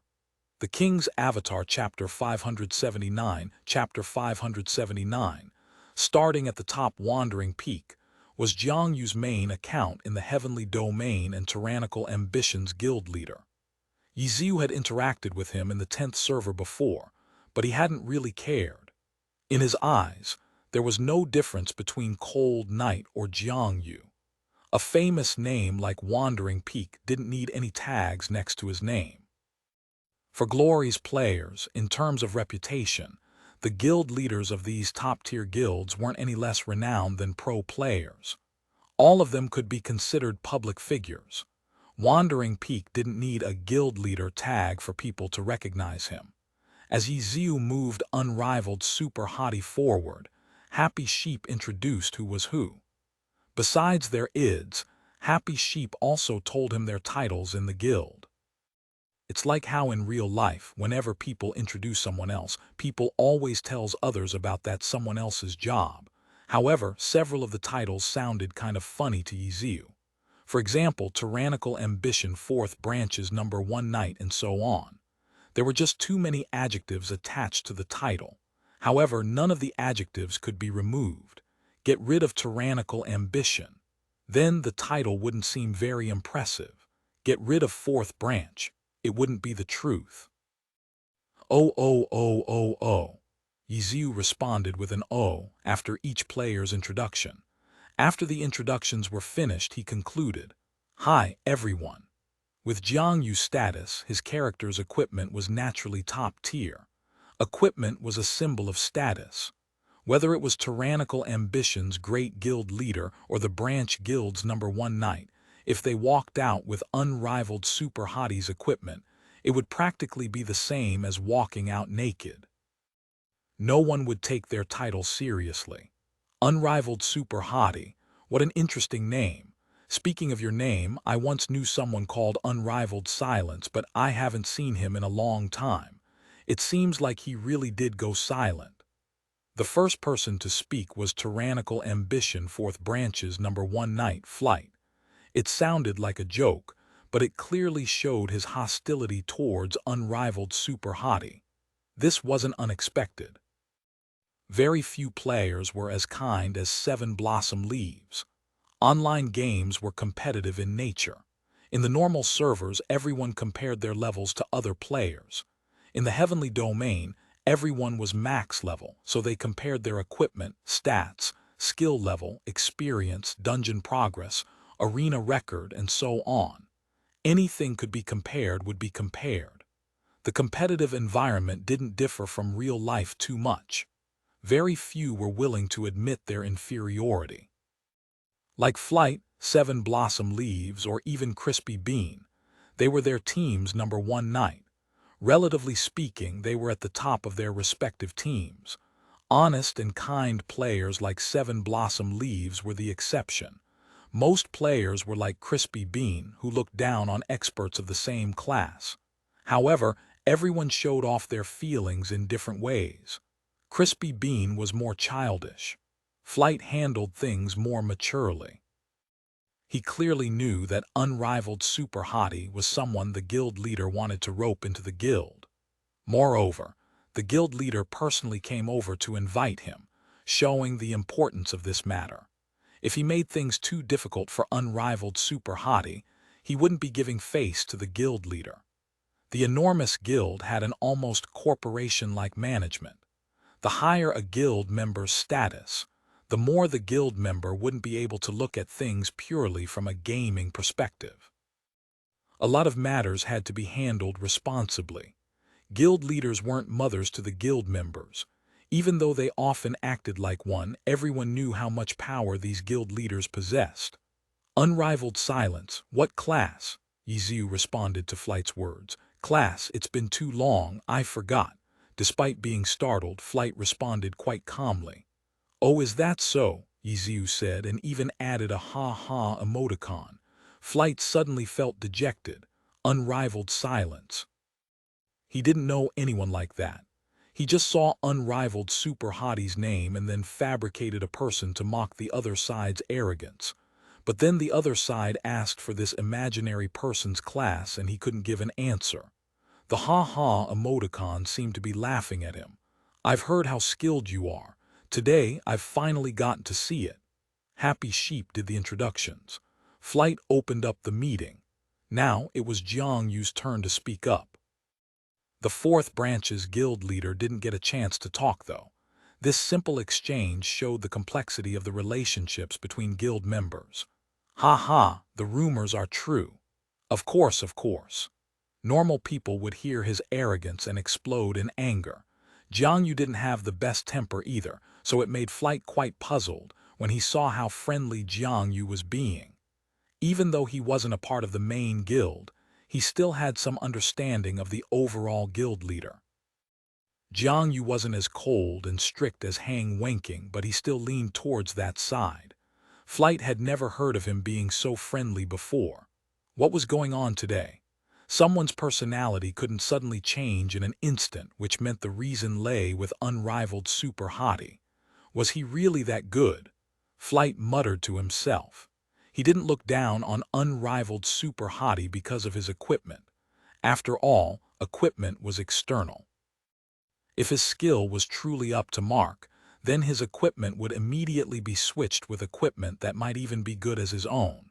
Seeing the overall guild leader's attitude, Flight felt a bit of regret towards his initial remarks. Speaking of which, it didn't matter who this person was. What was the point in competing with him? Today was a rare opportunity to interact with the main guild leader. It was more important to show his worth. Flight had his own plans. Even though their branch guilds were also a part of tyrannical ambition in name, in everyone else's eyes, the main guild was the true guild. The branch guild players all hoped to enter the main guild. The main guild had obviously reached its max capacity a long time ago. According to the guild's rules, the guild wouldn't kick someone out for no reason. But everyone knew that the rules weren't rigid.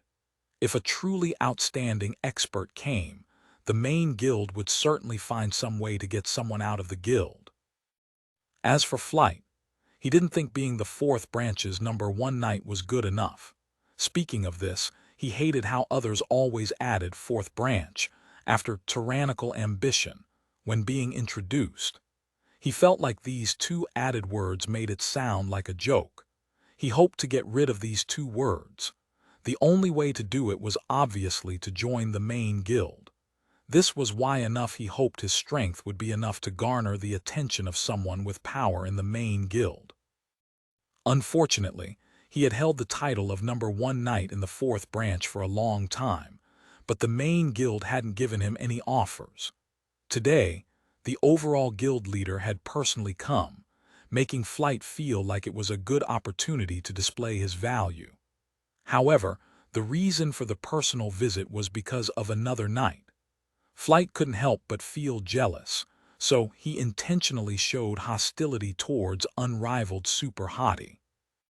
If unrivaled super hottie was truly acknowledged by the overall guild leader, then didn't that mean he would directly enter the main guild? He needed to perform better than him. Flight had made the decision a long time ago, but now that he was reflecting on his previous actions, using words to compete against him felt somewhat childish. He immediately criticized himself.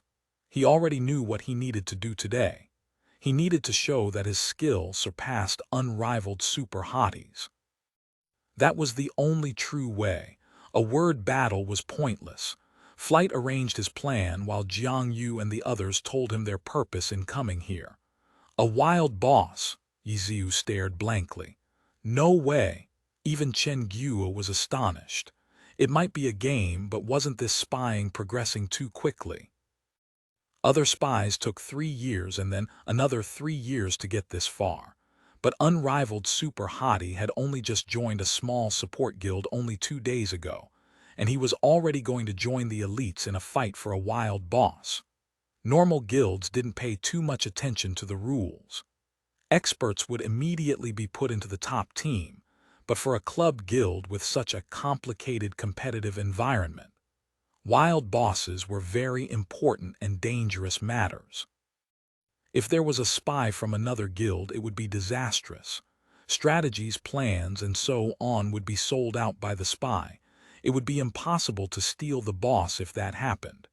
Yes, Sword Peak Ravine's Blade Master Lan Rui has spawned. Our people are already heading over. We're going over to support them. You just happen to be online, why not come with us? Jiang Yu said. Sure. Ye Xiu happily accepted. Good, brother, your equipment. Jiang Yu looked at him and had to say it. Brother, you can't join our guild yet, so I can't give you contribution points to use. You'll just have to make do with this for now. Jiang Yu had clearly been prepared. If not, why would an elementalist carry a full set of knight equipment? Ye Xiu wasn't polite and accepted the trade from Wandering Peak. It was a complete set from accessories to weapons. It was far better than his current equipment. For a normal player, his equipment went up to grades. It was enough to feel moves. As a result, Ye Xiu expressed his thanks and quickly put them on. Then he requested for a trade with Wandering Peak and offered his trash equipment. I'll have to trouble you to donate these equipment for me. Ha ha ha ha ha, Ye Xiu said. Ah, this. Jiang Yu was sweating. He was an elementalist. With his strength, carrying a knight's armor, weapon, and shield would definitely impact his movement heavily. The equipment he had brought with him were for unrivaled super hottie. Now the other side was giving him back equipment. It wouldn't be good to carry it in an intense battle, but the other side said he was donating it to the guild. How could he refuse? It wouldn't be appropriate to say, you can keep it. With new improved equipment, why would he keep his old trash? Most players would donate their old equipment to the guild. Unrivaled super hottie's actions weren't weird. It was just that this guy was telling him to donate it for him, leaving Jiang Yu at a loss for what to do. The King's Avatar Chapter 580 Chapter 580. On equal footing, it wouldn't be good to accept the equipment, but it also wouldn't be good to refuse the equipment. These situations were a test of the perceptiveness of his subordinates. Sure enough, the fourth branch guild leader wasn't just a guild leader in name. He had heard their conversation and immediately interjected. I should probably be the one to donate the equipment. After all, you're still a part of the fourth branch. The awkwardness was easily resolved. Even Flight felt happy. When he heard that unrivaled super hottie was still a part of the fourth branch, how could he not be happy? Entering the main guild was his goal. At this moment, his competitor was unrivaled super hottie. He didn't want to be beat by his competitor. Soon afterwards, Jiang Yu parroted the fourth branch guild leader's words and canceled the trade. The fourth branch guild leader traded with unrivaled super hottie and received the trash equipment full of tears. He was a berserker, a physical class. Carrying a set of equipment wouldn't affect his movements as much as an elementalist. His movements would still be affected, but he had to take the burden at this moment. There's no time to lose, let's go, Jiang Yu said. Everyone said okay. All of them were elite core members of the guild. The elite core members in the main guild were closer to Jiang Yu and seemed like good friends of his. But for the fourth branch guild players, their relationship with Jiang Yu wasn't as close, and they seemed more like underlings. Jiang Yu's Wandering Peak led the way. Not a single player moved ahead of him. The group of players followed after Wandering Peak and quickly left Luxuriant Mountain City. Luxuriant Mountain City was a city on the mountains. After leaving the city, it would be similar to going down a mountain. Sword Peak Ravine, where the wild boss was located, happened to be the neighboring level 70 area. Sword Peak's Blade Master Lan Rui was a drifter. Consistent with a boss's style, even though he was a blade master in name, his skill set wasn't as simple as just a blade master's skill set. Lan Rui mainly used blade master skills, but he could use skills from the other three swordsman classes as support. Besides that, he could also use a few striker moves and a few grappler throwing skills. The more skills a boss possessed, the harder the boss. A boss's difficulty wasn't simply determined by its health, defense, or attack. A boss's complicated move set and excellent AI made a boss less predictable and harder to deal with. Level 70 wild bosses were the hardest bosses in Glory. Their settings were naturally at their highest. The level 70 cap had been added to the game for 3 years already.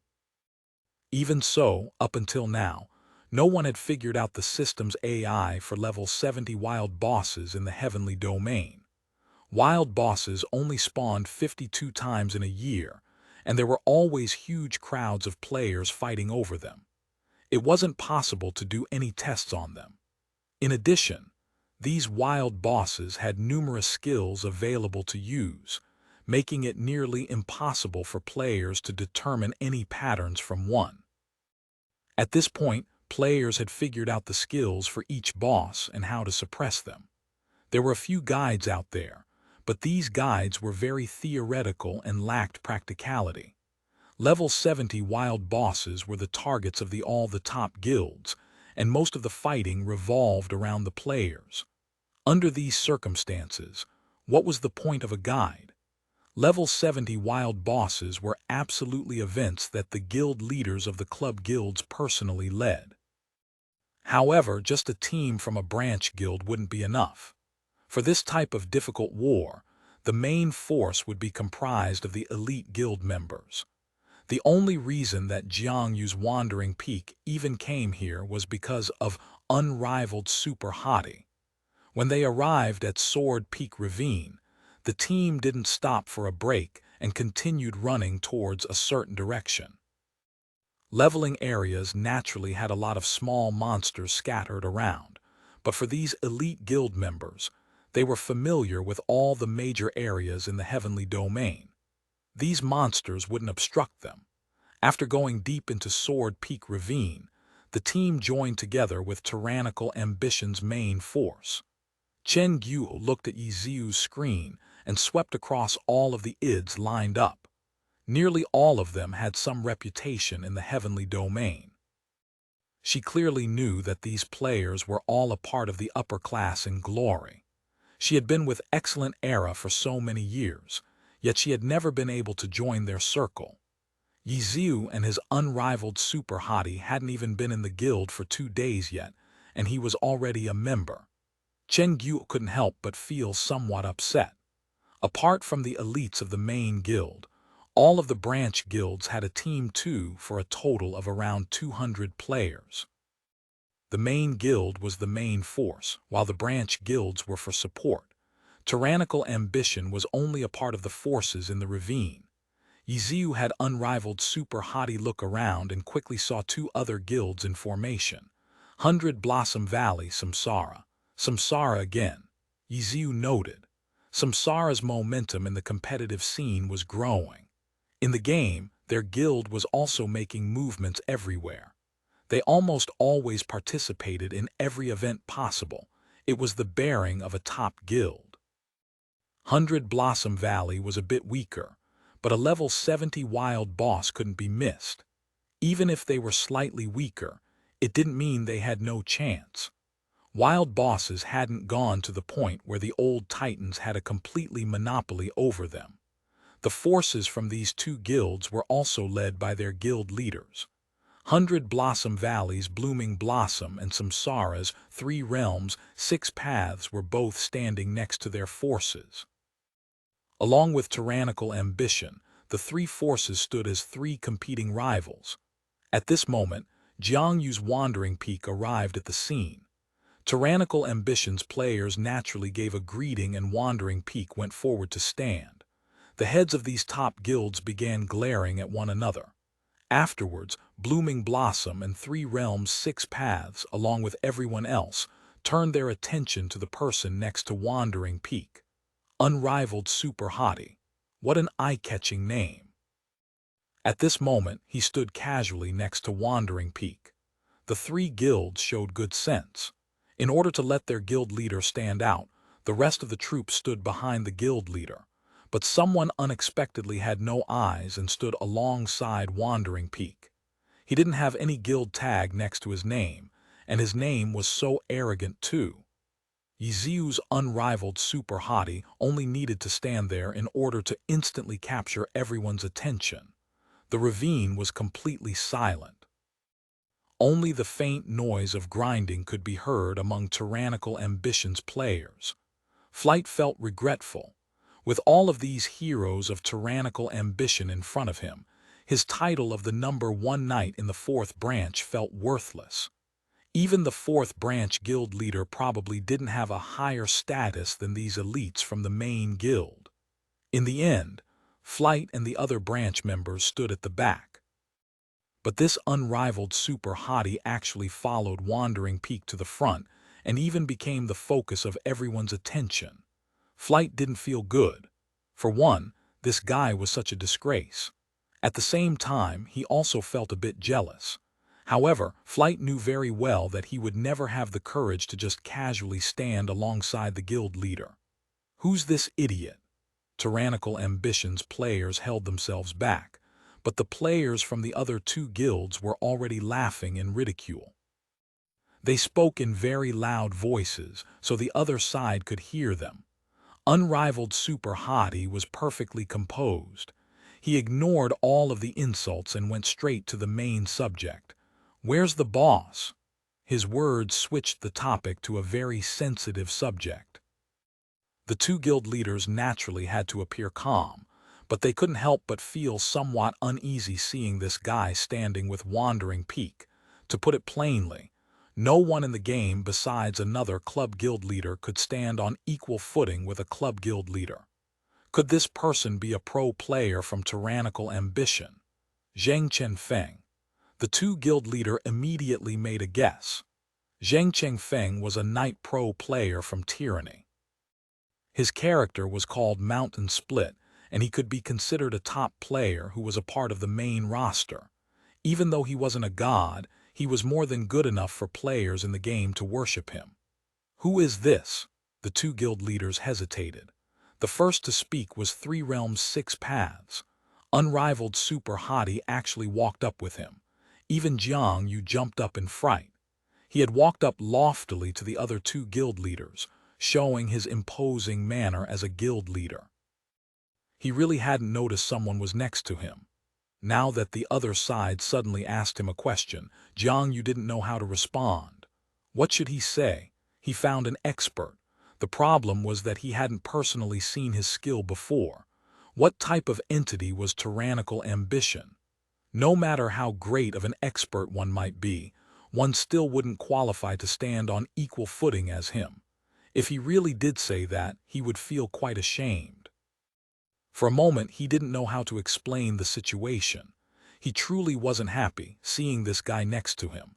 Couldn't you have given me a notice beforehand so I could prepare? Now you've put me on the spotlight with no explanation to give. He really hadn't noticed that someone had been walking with him, but how could he say that? Are you talking to me? Unrivaled Super Hottie didn't make him worry and replied, I'm an expert passing by. It seemed like there was a lot of people here, so I came over to help out. Where's the boss? Let's hurry up and start. You're all wasting time. What if another boss spawns? His words hit the nail on the head. This was one issue among the guilds. Wild bosses didn't spawn at a set time. They might not see a wild boss for 1 or 2 days. Sometimes multiple wild bosses would spawn at the same time. The guilds all wanted the bosses for themselves. If multiple wild bosses spawned at the same time and they were too greedy, they might not even get one. But if they just focused on one, they felt too unwilling to part with the other ones. All of the guilds knew which bosses had spawned already this week and which ones hadn't. Several of them hadn't spawned yet, so it was possible that another could appear at any time. They had to hurry. His words weren't wrong. But the problem was, how did a random passerby get to say these words? But for the two opposing guild leaders, the situation had changed. This person was so calm and decisive. He covered up his identity very casually. Could he really be Zheng Chenfeng, the king's avatar?